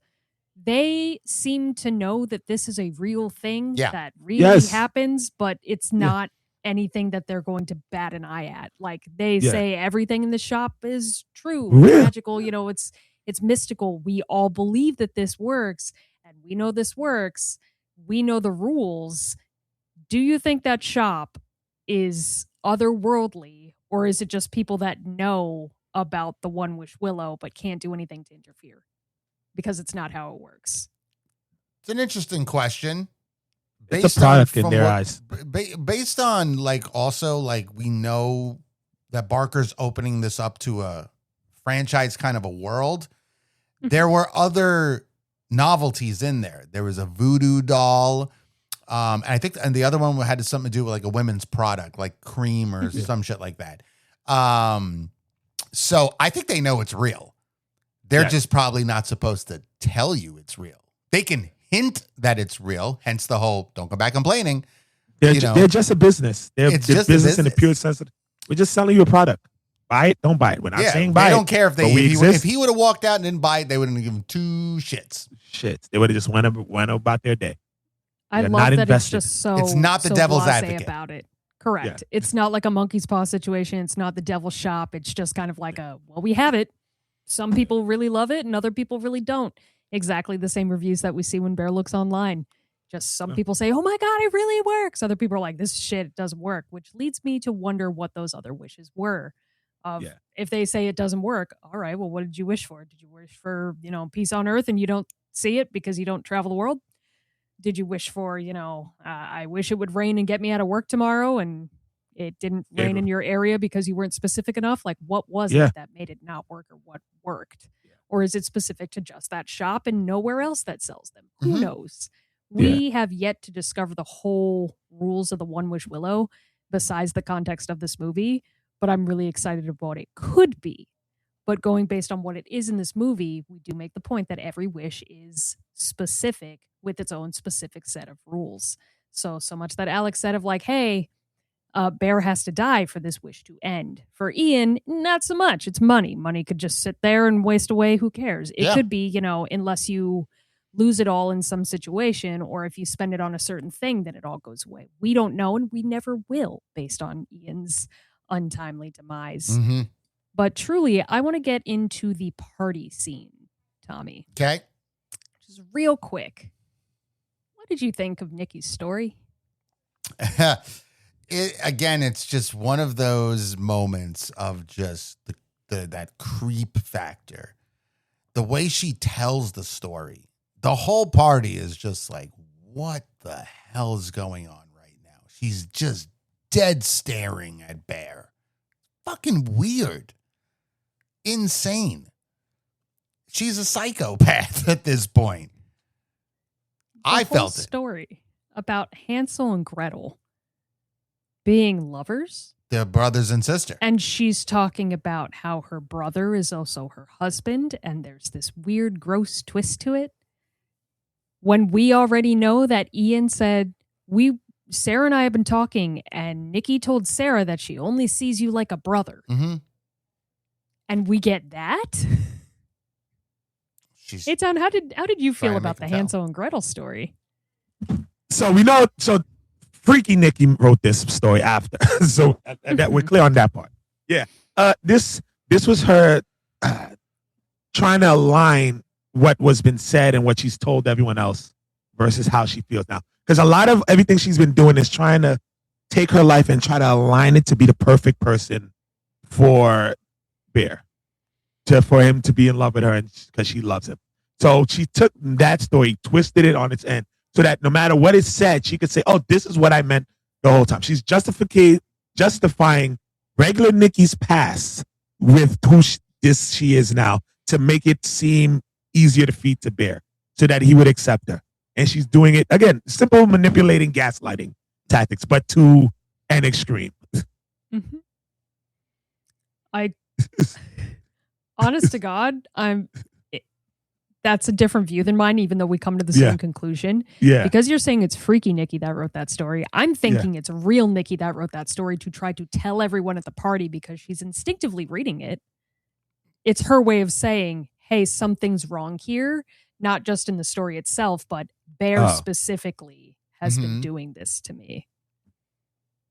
So I like that you say it's Freaky Nikki that wrote it versus actual Nikki.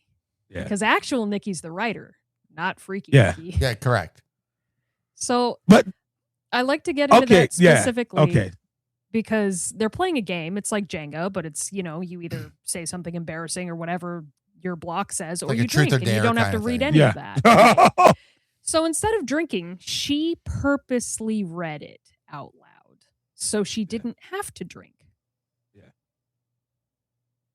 Don't know why. But on the flip side, Bear also does this. Why does Bear do this when he knows it's going to set Nikki off? Who freaking knows? Because Bear gets it, takes his block, and says, it says to kiss the person on my left. Which is Sarah. Which makes zero fucking sense. Because why would you read that out loud if you know your girl is fucking freaks? Yes. Exactly. Make something up, dude. Or just drink and you don't have to read it. Yeah. No, I don't. Hand anyway. You know what? I don't think he could have drank because again, Nikki's off the deep end. She would want to know what's on the block. And her thing was, why wouldn't you read it? What's on the block? Either way, it was a lose-lose. I would have just made something up. Right. I would have said high five. Yeah. High five the person on your left. Her obsession. Yeah. He could feed into it and just be like, oh, well, because, I only want to kiss you, my girlfriend. So I'm not going to do that. I'm going to drink, obviously. And that cues back in again to her saying, I feel like you don't love me as much as I do. Like it's not mutual. Mm-hmm. He loves the idea he had of Nikki, not Nikki herself. Again, the butterflies that he sees when she's giving a 20 to the homeless. The way he thinks like, oh, if I give her this necklace, she's going to treat me like it's the best gift in the world. He has the idea of Nikki already that he wants her to love him through the idea of her, not actually Nikki. So the fact that he read that out loud, you guys pissed me right the fuck off. And honestly, I need a little bit of a therapy session from fucking Bear being a fucking dumbass and not playing into his own bullshit wish. Therapy, we need some therapy, Okay, Sabrina, let me get my book together. I got my pen right here. I'm ready to hear it. Let's hear it vent out for us. Even if Bear says that he loves this girl so much that he just needs her attention, needs her to love him back, and he doesn't know the difference between love and romance, and he's confusing the two so much that he thinks romance and love are the same thing, and he's not even showing her genuine romance. What the fuck is up with this? He decides, oh yeah, my girl's already jealous. Let me just make her worse. Let me just read to her the whole block, what's in the room, to make her absolutely fucking feral crazy, even though I know what's going to happen because I've seen it happen before. Oh, if I hang out with the guys, even if I just say, oh, well, I'm going to Ian's party, it's just a boys' night, she freaks the fuck out, and you just go, oh, no, you could come. You know what's going to happen. You read the fucking block anyway, and instead of just being like, oh, well, I'm just going to drink and not say anything because, oh, look, Nikki, I didn't want to kiss her because, you're the only girl I have eyes for, and, see, it is mutual. See, we're so in love. You fumble the fucking bag more times than you can count, and then you just go, oh, I don't know what happened, after she stabs herself in the fucking head. What the fuck? And how does that make you feel? It makes me feel like I want to kill Bear. Yeah. I could give you a prescription for this. Please. I think you need to play the game of Jenga 2 times in the next week. I think that's what you need. I think it'll help you. Jenga? Yeah, don't read anything. Okay. No truth or dare Jengas. I think you just need 2 games of Jenga, and it'll help you out. Okay. Thank you, sir. Yeah, no, you're welcome. That's why I'm here. I feel better. Yeah, see, you get it out, right? You let it out, get that therapy session out for you. Again, 2 games of Jenga, make you feel much better. Done deal. But moving on from the party, after Nikki has stabbed herself in the face. Wait. There's just one thing about, we got to stick to the party real quick. Because oh my God, when he reads it out and her face is the face all. It was done so fucking well. That is a screenshot that people are going to use when they're not up there upset. They want to fuck with someone. That's it. First of all, this movie is GIF galore. Yeah. This is the greatest. I've already sent that reaction to my boss when he told me to do something. I don't even care. Yo, this movie is like that. Like her, she has like 5 different emoji faces. But that, and then it's not only that. Then again, the part where everyone's frozen. Yeah. And there's for some reason she just ends up behind Sarah. Oh my God, that part.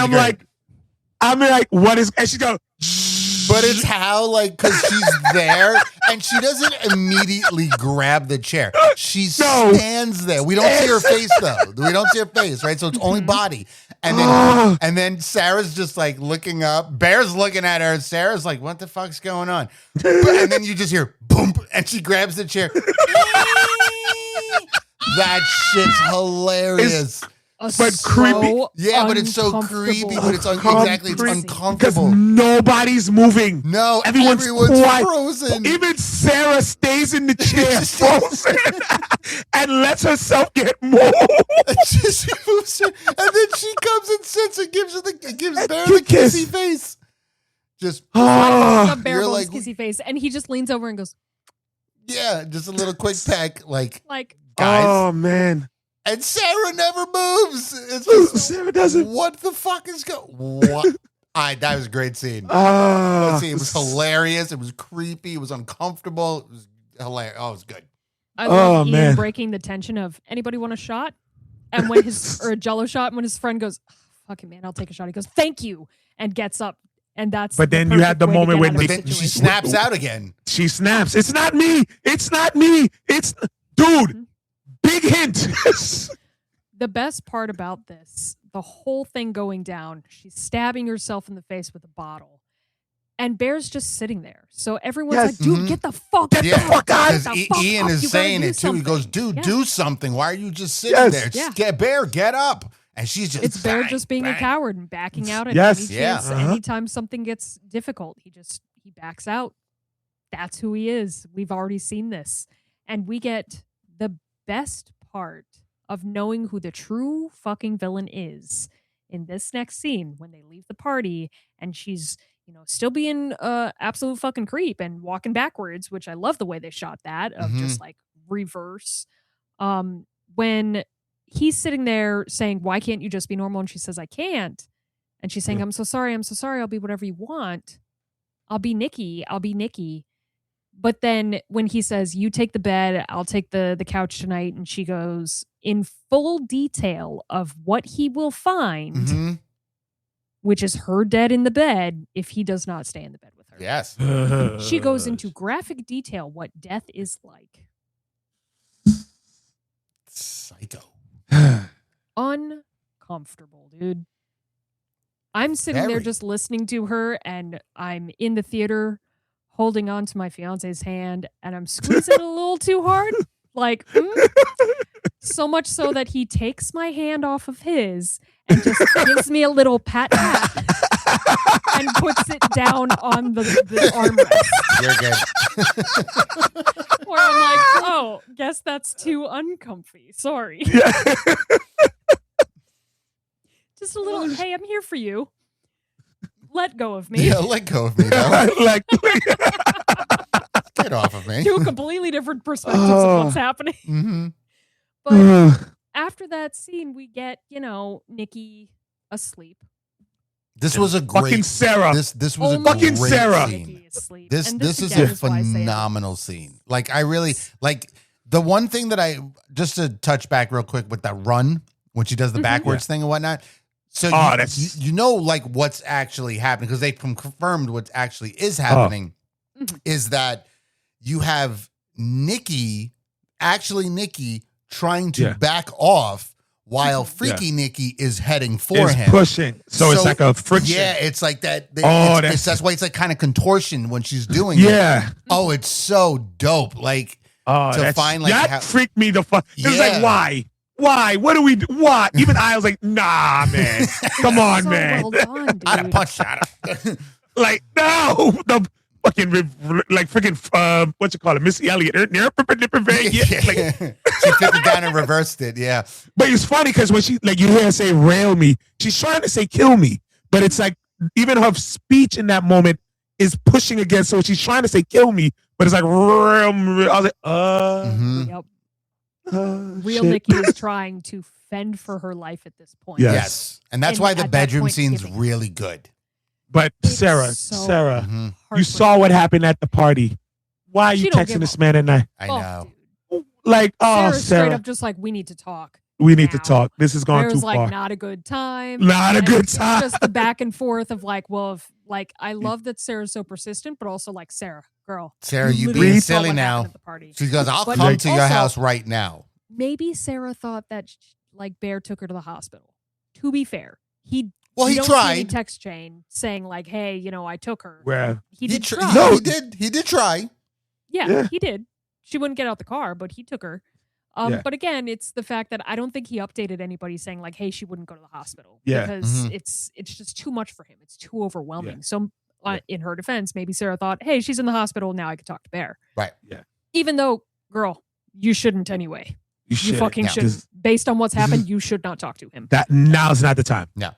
But we get the scene where Bear agrees to meet Sarah at the park. And as he's sneaking out because he doesn't want to wake Nikki, she says the words, Bear, please, it's me. Please kill me. And he says the words that truly made him the fucking villain to me. That truly drove home what the hell is happening. He does not say, oh my God, this is awful. He doesn't rethink anything. He just says, what is so bad about loving me? Or what is so bad about being with me? Yeah. And Nikki's response truly sent shivers down my spine where she says, I've never been with you. Ooh. Great scene. A-Town, how did you feel about this? I was like, again, you should have realized that before this point. But if there was a bigger not even red flag, but get the fucking hint, there it is. I don't understand how many hints do you need. Like, again, your cowardice. Dude, get it. You know the wish works at this point. You know what's happening. And you looking it in the eye and saying, I still want what I want. When everything says this is not natural, you were still being selfish. And this was a culmination of his selfishness. Where, you was never this. This was the the moment of, oh, you're not that guy. This is your true self. And that's where it is. Tell me, how did you feel about the switching of Nikki and Freaky Nikki? Because Freaky Nikki's asleep. Yes. And real Nikki can feel and see everything and talk. And he says, please don't wake her up. Yeah, I like that part too, because like he speaks, shh, she's asleep. Yeah. Don't wake her up. Is again, the scene itself is just it's gives you the goosebumps, spine tingling. It's done so well. I mean, again, this movie with the shots and the scenes are just so well. And it really just, like you said, it is at that moment, we already know he's a bad dude. We already know this. Mm-hmm. But it's at that moment where you are a piece of shit. Because she's trying to pretty much tell you, she's not even pretty much, she is telling you, it is not me. Just kill me. Yes. Because if he kills her, then the wish technically would end. She would be dead. She's suffering. Yeah.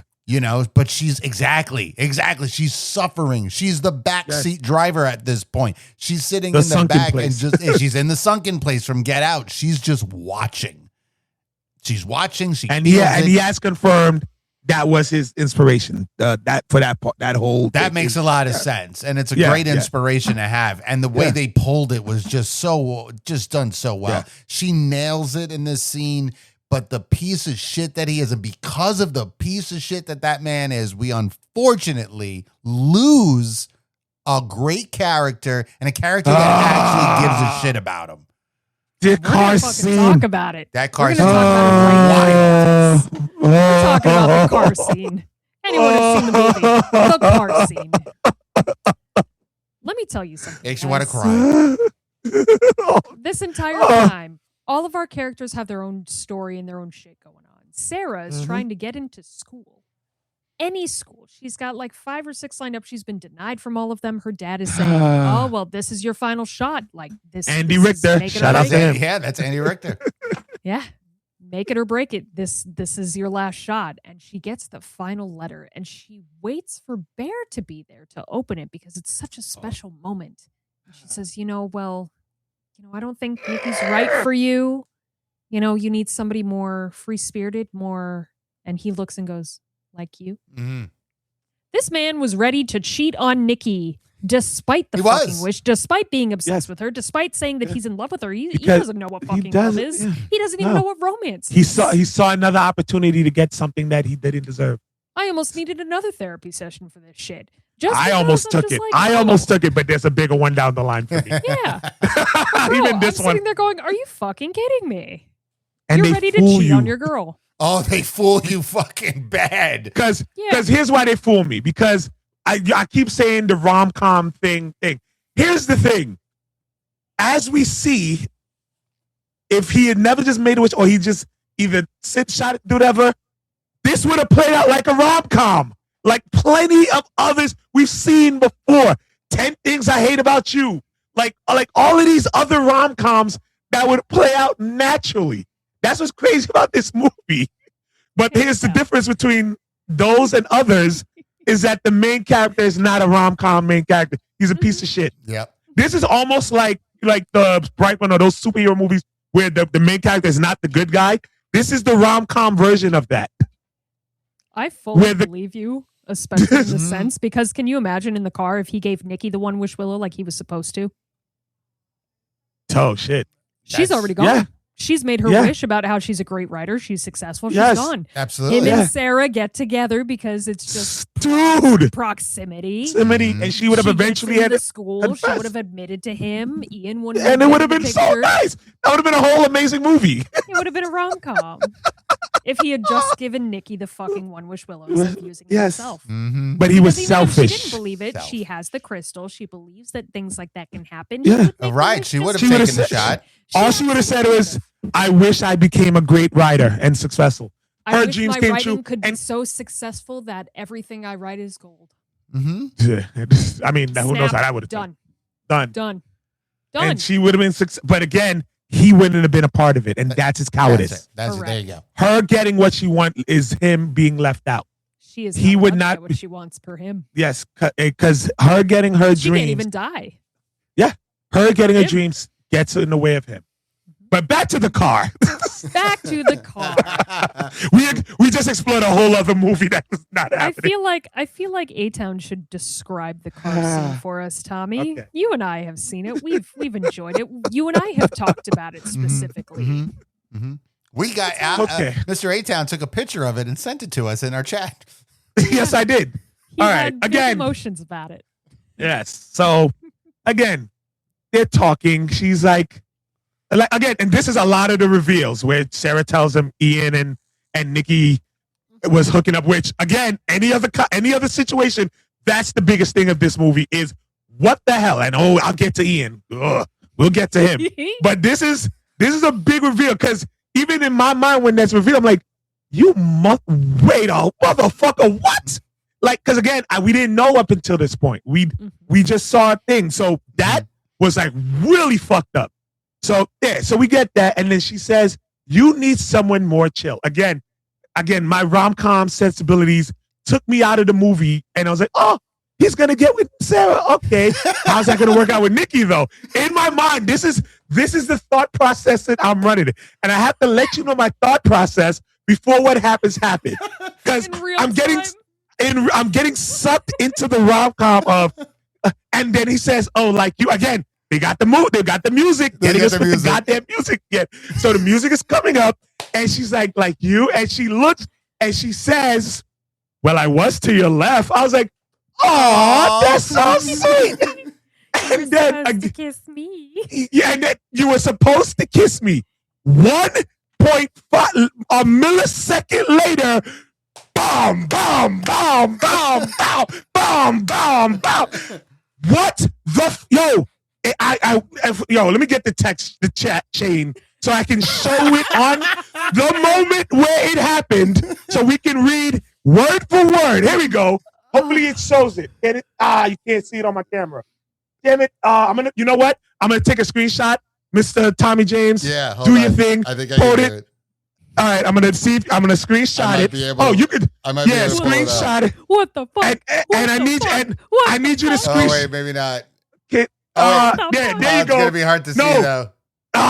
No, we're gonna screenshot it. We're gonna put it on the, and like maybe you could cut it. You could cut it into this part, like if you use this part.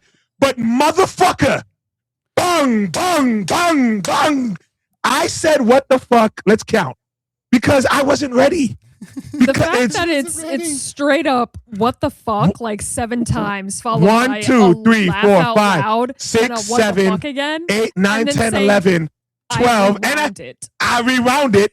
Then 12, 13, 14, 15 times with one more after showing her face with what the fuck for good luck. And then you dumbass put the damn gif of her popping up in the blooper. Kiss my ass. Dude. But I like the picture because when you took the picture, because you got the subtitles on, it says, I got you. We need each other. Dude. This is why I don't be watching this shit. Yes. That's what I said. Again, all the crazy things that happen in this movie up until this point, creepy. This is where we go off the goddamn rails. Yeah. And to the point where I had to rewind it because I'm trying to figure out, when did this just happen? It happened instantaneously. Yes, because when I watched it the second time, I was looking for her, like a shadow or something. You're looking in the background. Yeah, because it was raining, and you do see a shadow, but it's not her. It's a pole because they're by a park. Yes. Yeah. So what happens is instantaneously, and they do it from his point of view, where he's looking, and all you hear, and it's like, and the speed of which her face was, because it was a brick, so quick. Smash the cheese, like man. A single motion of her crashing through the window with the brick to put it on the steering wheel, grab her head, and this boom, speed. over and over. It is so quick. Oh my God. So fun fact about this scene too, it was said in an interview with Megan Lawless that her death was supposed to be even more gruesome. Yes, I saw that. For the R rating. She was there is an uncut version where she's supposed to be still alive, gurgling. Yep. Oh, it's terrible. Gurgling, like still alive. Oh, that's and terrible. Then she comes to the other side and starts hugging him. It's okay. It's okay. And I'm like, what? It's okay, baby. What? It's okay. What? It's Oh, okay. yo, Just I'm remember heated you right asked now. for this.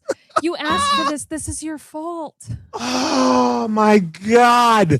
I love after all your what the fucks in the chat, Tommy just comes in with, well, it is Bear's fault. Like so matter of fact calm. It's like, well, yeah. It is your fault. You made this wish. A-Town's absolutely traumatized and Tommy's just there trolling the fuck out of him. Yo, I mean, yo, I've never had a reaction to, and movies don't really scare me. Even like Get Out, it was like, oh, that's fucked up. That's crazy. Da, da, da. This is the first, I don't think it's not even that I was scared. It was like, It's jarring. What? It's freaky. It's jarring. It's crazy. It's one of those moments you're like, oh, fuck. It is the apex of the movie. Yeah. It is the turning point where everything is going downhill so fucking fast. Very. It was just going downhill with Bear and Nikki. Now it's going down for everybody. Mm-hmm. Because after that, and she convinces Bear, you have to help me get rid of Let me hide the body. We have to be together. It's the only way. You have to help me. He helps her take He the don't got a body. choice at this point. At this point, And- he's like, that's me next. This is the only time she doesn't want to be around him when she says, you go home, I'll take it from here. Uh-huh. No. You guys- Taking shit. Throughout this entire movie, Nikki hasn't wanted to be away from him. Mhm. She has not wanted to be away from him for a single second. That's right. Including, but not All only of to us. her pissing and shitting and vomiting all over the carpet to wait for him to get back. Okay? So right now at this point, she does not want to be around him. For what? For what? We see. No, we find out. Oh my As God. soon as we get Bear coming back from getting a One Wish Willow and reading that Sarah finally got into the school, which doesn't fucking matter now. Oh, that's Heartbreaking. crazy. That was heartbreaking. It's so well done because even though the character has died, you connect the watcher, like the viewer again. to her still to Oh my feel God. that pain of what is happening. Because in of the this movie. piece of shit. Yeah. All because It's he's such a piece small of garbage. detail. And this piece of shit just took that away from her. That's right. So not only did he ruin Nikki, he just ruined Sarah. That's right. And now he's about to ruin Ian because he's got the Wish Willow in his hand and he races over to Ian's house after his lovely conversation with the shop owner, which I love that the shop owner fucks with him a little bit just to be like, oh no, we don't have those, dude. And he's like, what do you mean they were right here? And he goes, I'm fucking with you, dude. They're right here. And they were right there. Yeah, Like literally right they're, next to they're him. just right there. Like, haha. Freaked you out, didn't you? Hey, why? You made a bad wish? That's weird. Maybe you should just kill yourself. Like, the shop owner, hands down, is like the funniest thing to me. And it's just, yeah, what else are you gonna do? It's lighthearted, it's a little slapstick, it's funny. It reminds me of like old Evil Dead, but like that's a whole other story in itself where I'm just like, yeah, it's funny, but it does it in such a way that's still pertinent to the story. Mm-hmm. Because Bear's freaking out so much that he can't even begin to pay attention to what shop owner's saying. Mm-hmm. Yeah. He's just zooming in like this is my only way out. Yeah. He goes yeah. to Ian's house with the One Wish Willow. Tommy, Mm-hmm. how do you feel about this scene with Ian's wish? I get it. Hmm? I would have did the same shit. Because Me too, what bud. he's saying, like, dude, you're out of your fucking mind. Oh no, it's real. It's real. Oh my God. Okay, so this is what you got to do. You got to go. Just wish like it never happened. Just wish that she loves you. Like I don't like. He's just trying to pawn this off to someone else. Pawn it to someone else. Yeah. And the thing is what Ian wishes for. I think most people, if they don't believe it, oh, the wish comes true. Yeah, I'll wish for $1 billion. Click. But I love that part because after he does it, Bear's like, no, and he gets like, No! And we all, and and then just, all the money. starts fucking falling from the sky. $1 billion. And that scene works so well because the reaction of how Ian is acting towards him at this moment. Because the other thing that's also creepy too is that he's like, yo, where's Sarah? Sarah keeps texting He keeps me messaging and saying that she's at your Bear house. already knows. Yeah, exactly. So like there's some Nikki's setting something up. Somebody's next, on the chopping block. So, but like I said, for him to sarcastically, in a sense, break the One Wish Willow to wish for $1 billion, most people would do that if they didn't believe what you were saying anyway. If a wish will come true, yeah, fuck you. I wish for $1 billion. Boom. And now he's like, fuck, because I got to give him some. But he could have went anywhere. He could have went to that homeless guy for that $20, grabbed one of the fucking stacks of the billion that fell and gave it to him. Listen, I need you to do this for me, and I'm going to give you this stack of money. There was so many options that he could have did. But he didn't. I completely agree. He could have went to anybody. Well, he couldn't because he did ask the shop owner. The shop owner already said, I already used my wish. Yeah. So that was the whole point. Once you do it once, you can't do it again. Because he tries. He tries in the car and he can't break it. Yeah. One wish per soul, which is very important later. Yeah. One wish per soul. So the fact that, first of all, in the theater, I started actually out loud cackling at this scene, and so did my fiance, because we're watching as this money rains down and Bear drops to his knees, and then it's just Bear staring like this as money is still raining, and you see Ian's face like, oh my God. So fucking funny, dude. Like, it is. When this movie hits with comedy, it fucking hits. When it hits with horror, it fucking hits. Yeah. This whole movie is perfectly set up for both horror and comedy. It's more horror than comedy, but it still sticks, and it sticks the landing at every turn. Mm-hmm. So absolutely losing my mind cackling in the theater at this, but it's also, after you did that, you had options. Exactly as you said, Tommy. I put it in the chat. Yep. I said that. Why would you go back to the house? Why would you go back You to have the $1 billion.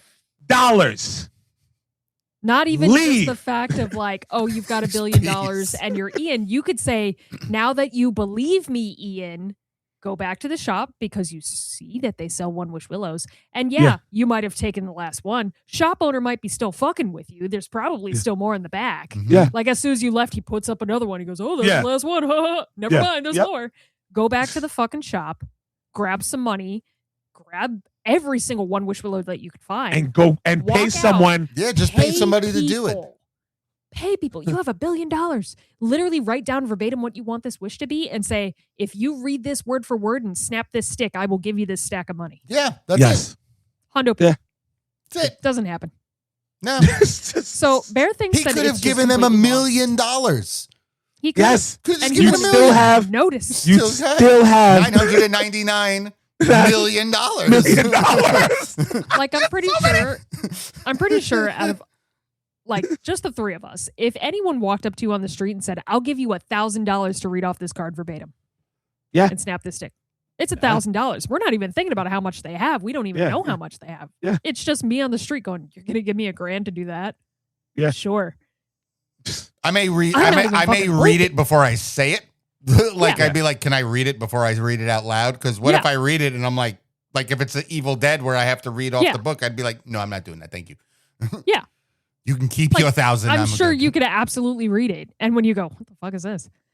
The less questions, the better. I'm sure if somebody said, even without reading it, if I offer you $5,000, just do it. Okay. Yeah, people are gonna they're gonna bite at it. They're gonna take that opportunity to go ahead. He could have offered that fucking homeless man $100. That man would have read it in a heartbeat.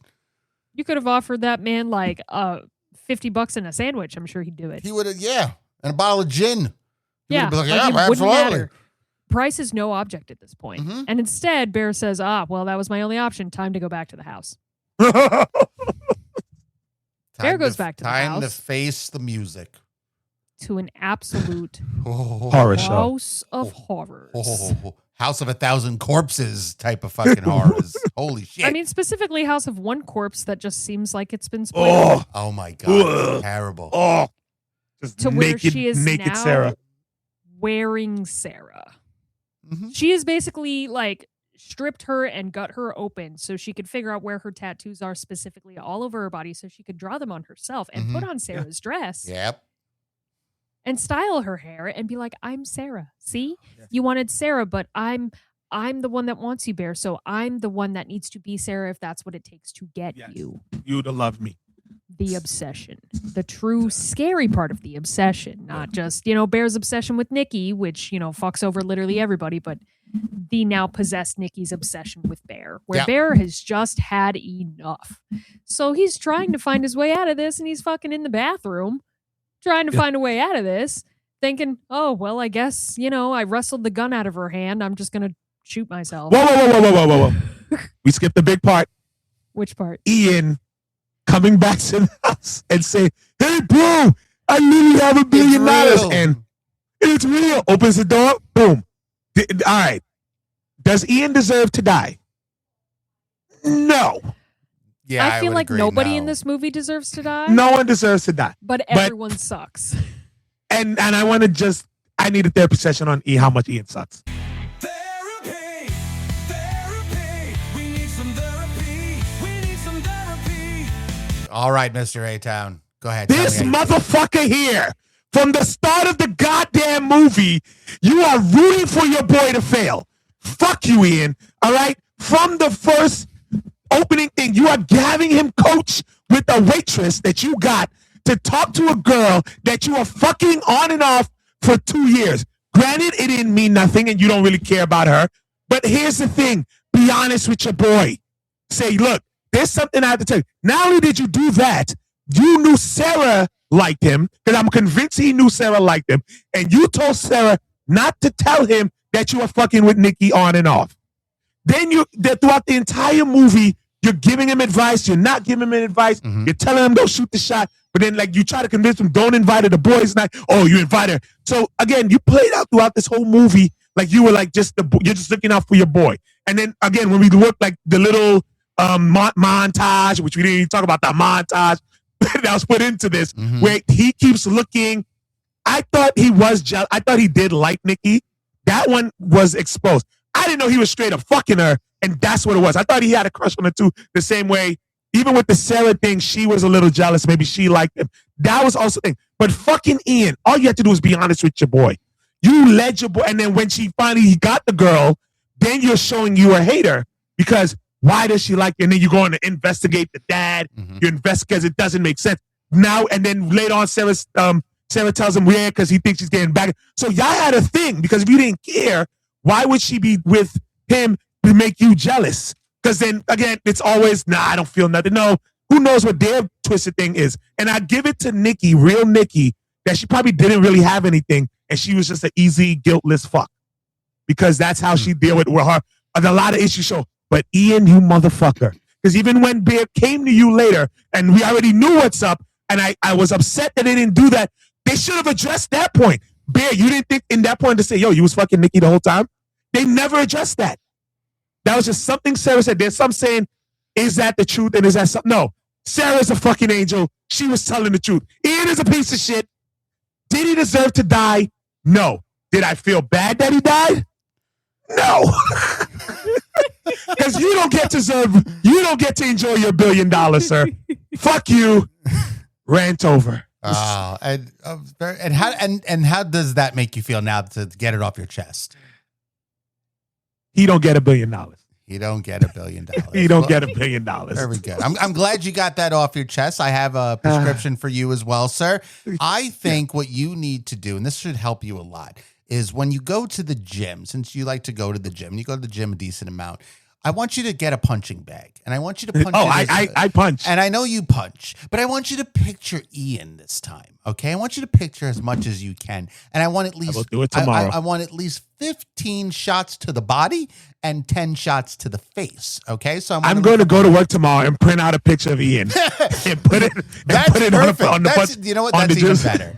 And don't forget, be sure to take the photo and send it to us as well. Because we need that. So get that anger out. But after you're done with that, I want you to stop over at the nearest florist, okay? Go into the florist shop, find 2 daffodils, and I need you to take 2 whiffs. That's going to calm the nerves from there. From there, you should be perfectly fine. But yes, you need to get that anger out and punch Ian in the face multiple times. It'll help you. Yes. That's beautiful. That was great, by the way. That was it's fantastic, and it's literally I think I speak for you and me both, Tommy, when I say that we agree with you, A-Town. 100%. Ian is a piece of shit. Yeah, I also say he's Sarah a bad is no friend. angel. That's a bad friend, but he shouldn't be shot in the forehead. He shouldn't be shot in the forehead. Shouldn't have been, maybe in the leg, but not like in the forehead. Like, death was. Sarah should have told the truth as well. I'll give you that. Sarah should have told the truth, but she did without telling eventually. She did, even with her being a little wrong shy time to tell the truth. I think even if she backed off a little, because I don't think she would have died if she met Bear that night. At least not. Now, do you give it to her that unlike Bear, who's a coward, she decides to actually just step up? I love that she stepped up. Yeah, wrong place, wrong time. The whole impetus in the beginning of the movie is telling Bear, this is not the right time. Yes. And actually, Nikki tries to vouch for Sarah in the beginning, saying, oh, well, how do you feel about Sarah? Mm-hmm. See? You know, would you say it's like a crush or would you say it's like a friend? And he goes, oh, no, it's a friend. Immediately. I think if Sarah tried to step up that night instead of Bear, something different might have happened. Sure. But even so, if you see that she did want him to go to karaoke, though. She did say, please come. So that might have been when she was going to shoot the show. Who knows? Yeah, we don't know. Because Sarah would have been, Nikki would have been gone with Thing, and she, so I'm sorry. Yeah.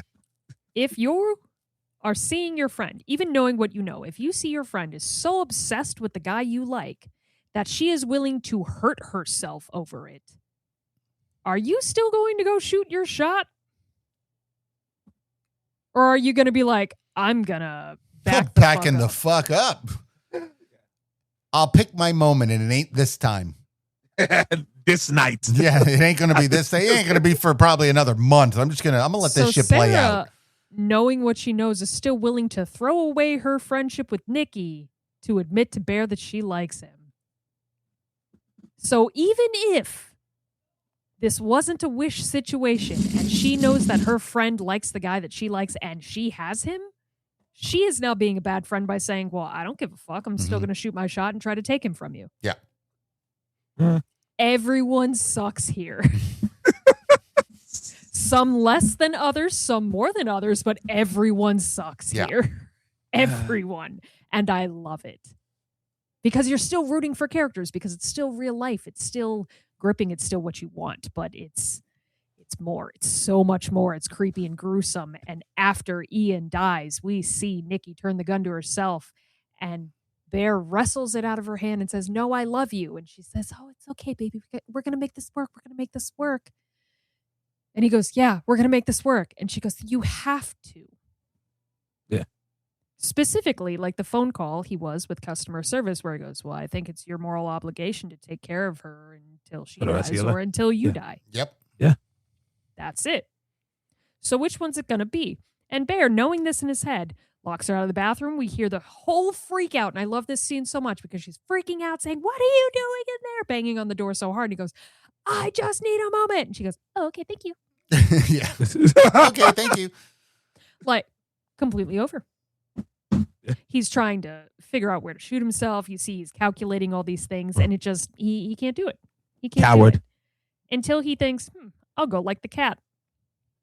And he takes a bunch of the oxys and just sits there, and you see the music come to a swell where you think, oh, he's going to do the noble thing and just kill himself to free her, even though he's really not freeing her of all the horrors that are now in this fucking house. Mm-hmm. And he still can't do it. Nope, he goes to try to puke it back up. He tries to puke it up. So, did you guys see that interview? Yes. Okay. Again, I went into the deep dive. No, go ahead. So again, I went into the deep dive. So I know apparently, exactly what you're talking about. Please. The what's his name? Do you have this? So he was doing an interview. So they said they shot the scene, right? Michael Johnston. Michael Johnston. Bear. Yeah. So that scene, they shot the scene. Mm-hmm. The original scene was he takes the pills, she snaps the thing, he turns into the trance, he walks out. He begged them, guys, let's do one more. They're like, no, we're done. What are you doing? He begs them, please, let's do one more. I have an idea. They weren't going to do it. And then I was like, all right, what do you have? What do you want? He's like, and so the scene we see is what they did the last take, where he does cower out at the end. And I didn't know that. I didn't see that interview. That's interesting. That is genius because it shows even in that moment, even when he did that, I was like, motherfucker, what? That left such a groan. You could tell and I'm probably sure, I don't know if in the movie theater or anywhere else, they must have all had a collective groan of this motherfucker. You really did. Yeah. Like, really? I'm pretty sure in the theater, I said under my breath, you gotta be fucking kidding me. Exactly. What the fuck? Specifically, and I love that you brought this interview up too, because I did watch it too. I've been watching a lot of their interviews. But the fact that Michael Johnston was just like, no, Bear's too much of a coward to be able to kill himself. He never would. Yeah. He backs out of every tense situation, including this one. He does not get a chance of nobility. He does not get a chance of redemption at all, including this moment. The only reason he did not die from the pills, or the only reason why he did die from the pills specifically, was because of Nikki's wish that distracted him from what his objective was. Right. That's it. Other than that, he would have thrown them up and would have been stuck in this situation forever. Mm-hmm. It would have been a crazy loop between the two of them. Yep. Yes. Just too upset. But honestly, I think if that died, they would have just went on a killing spree. It would have been a weird Bonnie and Clyde situation, except for like a killing spree of anyone that talks to Nikki. You know, or anyone that talks. Or anyone that talks to Bear, Nikki kills, or like whatever. Yes. Yeah. But it would have been this huge thing, especially if like cops come. Of course they heard gunshots. Cops come. Yeah. Nikki and Bear are obsessed with each other, just in each other's arms, whatever, probably fucking in blood. And they separate them to go to jail. Do you think that would end well? No. Nope. That would end with both of them probably dying by the hand of cops, trying to get them to stop mutilating other cops. Yeah. Mm-hmm. What have you. But instead we get this kind of beautiful little scene before the true end, where it's Bear comes out of the bathroom and you see that kind of rom-com thing come back up, and you see like they're playing like this little kind of romance movie on the TV. They are. It's like two people caressing and stuff, and I forget what the actual movie they're playing on the TV is, but it's a rom-com of like, hey, here's a romance story. They're coming together. Yeah. And it looks like it's supposed to be happily ever after until Bear collapses, and then you see overdose. Nikki going, oh, no, baby, what did you do? What did you do? And she's sitting there holding him saying no, and she's crying until the moment Bear slips away, you see Nikki snap back. She was about to kill herself. She was going to shoot herself, She was going to shoot herself, and then whoop. And then real Nikki is left with the gun. I know, that's so fucked up. Like she snaps out of this and she looks around and sees all the carnage. And what I love is that she shoves them off. Like, she's just like, fuck you. And it's no longer, oh my God, I'm caring for you. It's get the fuck away from me. Fuck off me, you piece of shit. Mm-hmm. And she just starts wailing, like crying like crazy. Because she's fucked. She's in a fucked up situation. She cannot explain this. No. There is no explanation here. She is in big old trouble. And, oh man, what a fucking moment. And the camera just pans down. That's and shows Bear just sitting there all overdosed and whatnot. And then slowly pans back up to the television. We see credits, and we just see the outline of Nikki screaming and like holding her head and screaming again, saying, "What did you do? What did and you?" Then more screams of terror and crying as credits. The only victim in this whole movie, was Nikki. She did nothing wrong. Nope. No. So we talked about expectations. We've gone through the movie of how it makes us feel.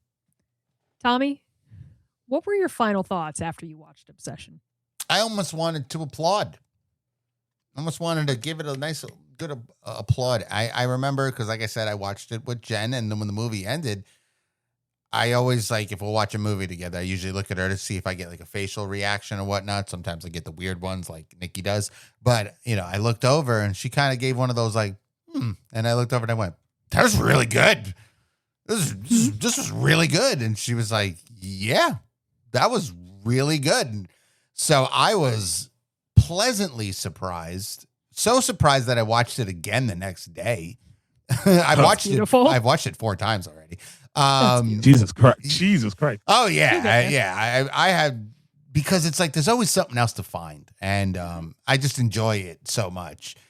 And it's just so fucked up. It's heartbreaking the way it ends.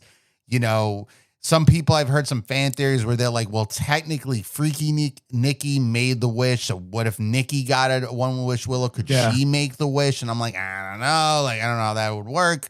But so many like theories started coming out. That's where I kind of dove deep into like, okay, so what really is going on here? Let me go check this out. But honestly, like, I thought it was fantastic, and it finished off. There was no happy ending. There's no happy ending here. No. It's just terrible. So, again, you want to give it the stand. You want to clap and give it the bravo to Curry Barker because this movie was just done so well and he did such a great job.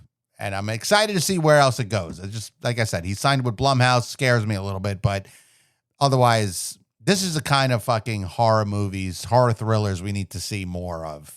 Creativity. This is good. Absolutely. I agree with you on that. I mean, there's so much that we could talk about with this, and there's so much to this that like we could talk about it for hours and hours and hours, but eventually we do have to get back to our lives and stop being so obsessed with obsession. But like it's got a chokehold on me. It's got its talons in me. Maybe somebody made a One Wish Willow wish that I would love this movie, but it's working. It's working for me. Definitely when I left this theater, I was like, this is the first horror movie in 2026 where I'm like, you know what? Hold everything else. I do not want to see another thing for a couple months so I could just fully digest and process this because I need it. And I started watching interviews again, just like A-Town. You tell me I did the deep dive where I'm like, I need to see more of this. I need to see more of these actors do more creative things. And I need to see more from Curry Barker. It is fantastic. I look forward to everything in his future. I am nervous about the signing with Blumhouse. This will either be really good or really bad for them or for him. So, but Alex, before we get into this, what were your final thoughts on Obsession? I was exhausted. I was thoroughly exhausted. Again, this is, I put in the chat, this is why I don't watch this shit, because things don't leave my brain, so I get stuck. And like I said, I went into the deep dive. I had to, again, first of all, Indy Navarrete, she's getting nominated for an Oscar because this entire movie is literally on her performance. Everyone in this movie is reacting. Even the other guy, he said even when they did the chemistry read, he only acted in reaction to her performance. Yes, he wasn't acting in there. He was acting, but everything he did is in reaction to her and and the performance she put out, and she knocked this out. This is one of the best performances for this year. I've yet to find something that tops it. Just like she's winning Best Actress. I'm gonna go say it right now. As far as I'm gonna say, she's going to win Best Actress. Would this be the first Best Actress to win for a horror film? Ooh, that would be something to look up. Did Jodie Foster win? I think Jodie Foster might have won Best Actress for Monster. It's been a long time. For Hannibal. For Silence of the Lambs, I think Jodie Foster won. I think we have the next one, and I'm challenging someone to find really anyone that watches the movie cannot tell me otherwise. So easily she's gonna win. But this movie was exhausting, and I said in thing, you don't need a monkey's paw, you don't need a weeping willow. We've seen some things like this happen every day in real life. Maybe not, and you know what's funny? I was gonna say maybe not to this extreme, but yes, to this extreme. Crimes of passion happen every day. Stalking, toxic relate. This had all of it. The only difference is that the horror aspect is this is someone not in control of themselves. But even in those situations, the people would say, I wasn't in control. Whether it be a drug or something they were taking or something they were doing. They were out of themselves. Love is even just the idea of love makes people go out of their freaking minds. This is just an extreme when they're in love version of this. And all of these things has happened and can happen. So, but this movie was exhausting because of, again, how it played out. And of course, again, Bear, like you called him, an incel. Classic incel to the extreme. But at least even incels know when to stop at some point. Still, even then, he did not know when to stop. So, amazing film. She's going to get nominated, but it was exhausting. And I watched it again just to see things, and it was still exhausting. This thing, it just stays in my head. Well, it's exhausting. Truly, though. I'm so glad to hear that you also watched it again because I'm working on number 4. Still at number 3, working on number 4 because a lot of people see this. There's so much to deep dive. There's so much psychology. There's so much horror. There's so much to love about this movie. And there's so much to take from it, including a lesson, which every horror movie teaches us a lesson. Every movie teaches us a lesson. Everything does. Life is like a walking classroom, especially with horror films. So I believe that there is a lesson to take from here. And A-Town. Yes. I'm pretty sure you have that lesson for our classroom today. They do.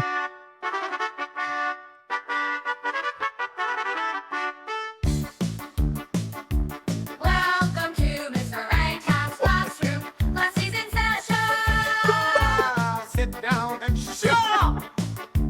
Welcome to Mr. A-Town's classroom. Last season's session.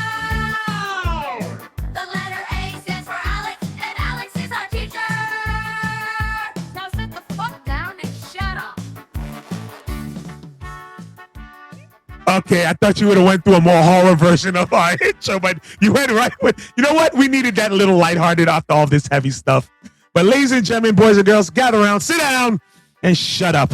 It's time for my lesson, and oh, what a lesson I have. There's a many lessons that we can take from this, but I'm going to stick to one that lends it to this entire film, and that is the idea of truth, of being true to yourself, being true to others. A lot of the problems, again, it's not going to be a movie if it did happen, but just on a more deeper real world example, if the truth was just revealed, if people was just true in the friend group, if Bear was true to who he really is, he tried to lie about who he thinks he is. He thinks he's the good guy. He thinks he's the hero. But no, he is a coward. That is his truth. But he doesn't want to accept that, so he takes on this role. If he could be true about his feelings and the way he actually looked at Nikki versus who Nikki really was, he could have been true and say, you know what? Let her go. I'm not the guy for her. He couldn't be true to that. If Ian could have been true and say, bro, I've been messing with her for so amount of things. She's not the one for you. Instead of pushing him toward that, he could have said, no, there's things about Nikki you got to know. She has a lot of things going on. If Sarah was true to her feelings about how she feels about Bear, and also true to Nikki to say, Nikki, all right, you should tell, if Bear, I think Bear likes you, you should tell him the truth. Again, they sat at this trivia table all lying to each other and not being true to self. Again, Bear's the worst of them because his truth led to so much tragedy. Being true of telling how you feel. You was giving the opportunity, you chose to run away and not stand up to the truth of the moment. Because again, it could either, you know, when they make the thing, the worst thing she could say is no. If she says no, then that's it. It's over. You don't have to be on this roller coaster ride. She's literally going away. What, while she's gone, you're going to pine for her? No, tell the truth. So ladies and gentlemen, in your life, be true to yourselves. I know it's easier said than done because in life, the biggest lies we tell are the ones we tell ourselves. So go past that. And I hope you just tell the truth because you can end up with a crazy little tree bark, make a wish and have an obsessed entity try to kill you and end up killing you, the girl that actually liked you, your homeboy who had $1 billion that you maybe could have taken and actually just ran away and not go back to the goddamn house and nope. I digress. Be true to yourselves, ladies and gentlemen. That is, and then you won't have to deal with crazy shit like this. Simple. That is our lesson. That's a good lesson. That is a fantastic lesson. Be true to yourself and shit like this won't happen. Crazy shit like this won't happen. Shit will still happen, but nothing like this. No, not like this. Definitely not like this. Well, with that, guys, we have finally got through Obsession and we took everything to heart that we needed to, and we left the $1 billion at Ian's place like fucking idiots. On that note, I think it's time to say goodbye and put our obsession down for the night. I'm pretty sure. So, Tommy. Yeah. Say your piece. Again, it was great to discuss this film, in depth as much as we did. We broke it down the way we always do. Mr. A-Town, given that just side of things that he, like I said, he knows he's not the biggest horror guy in here, and I it's hard to even say like this movie. It is a horror movie, but it is more, with that thriller, dark comedy kind of side of things to it. It's a fucked up movie, but it's a great movie. And I enjoyed it, and I love talking about it. I like to learn a little bit more. So even the fact that you guys saw some interviews that I never seen and I learned something from it, it's what we do here on Night School Horror.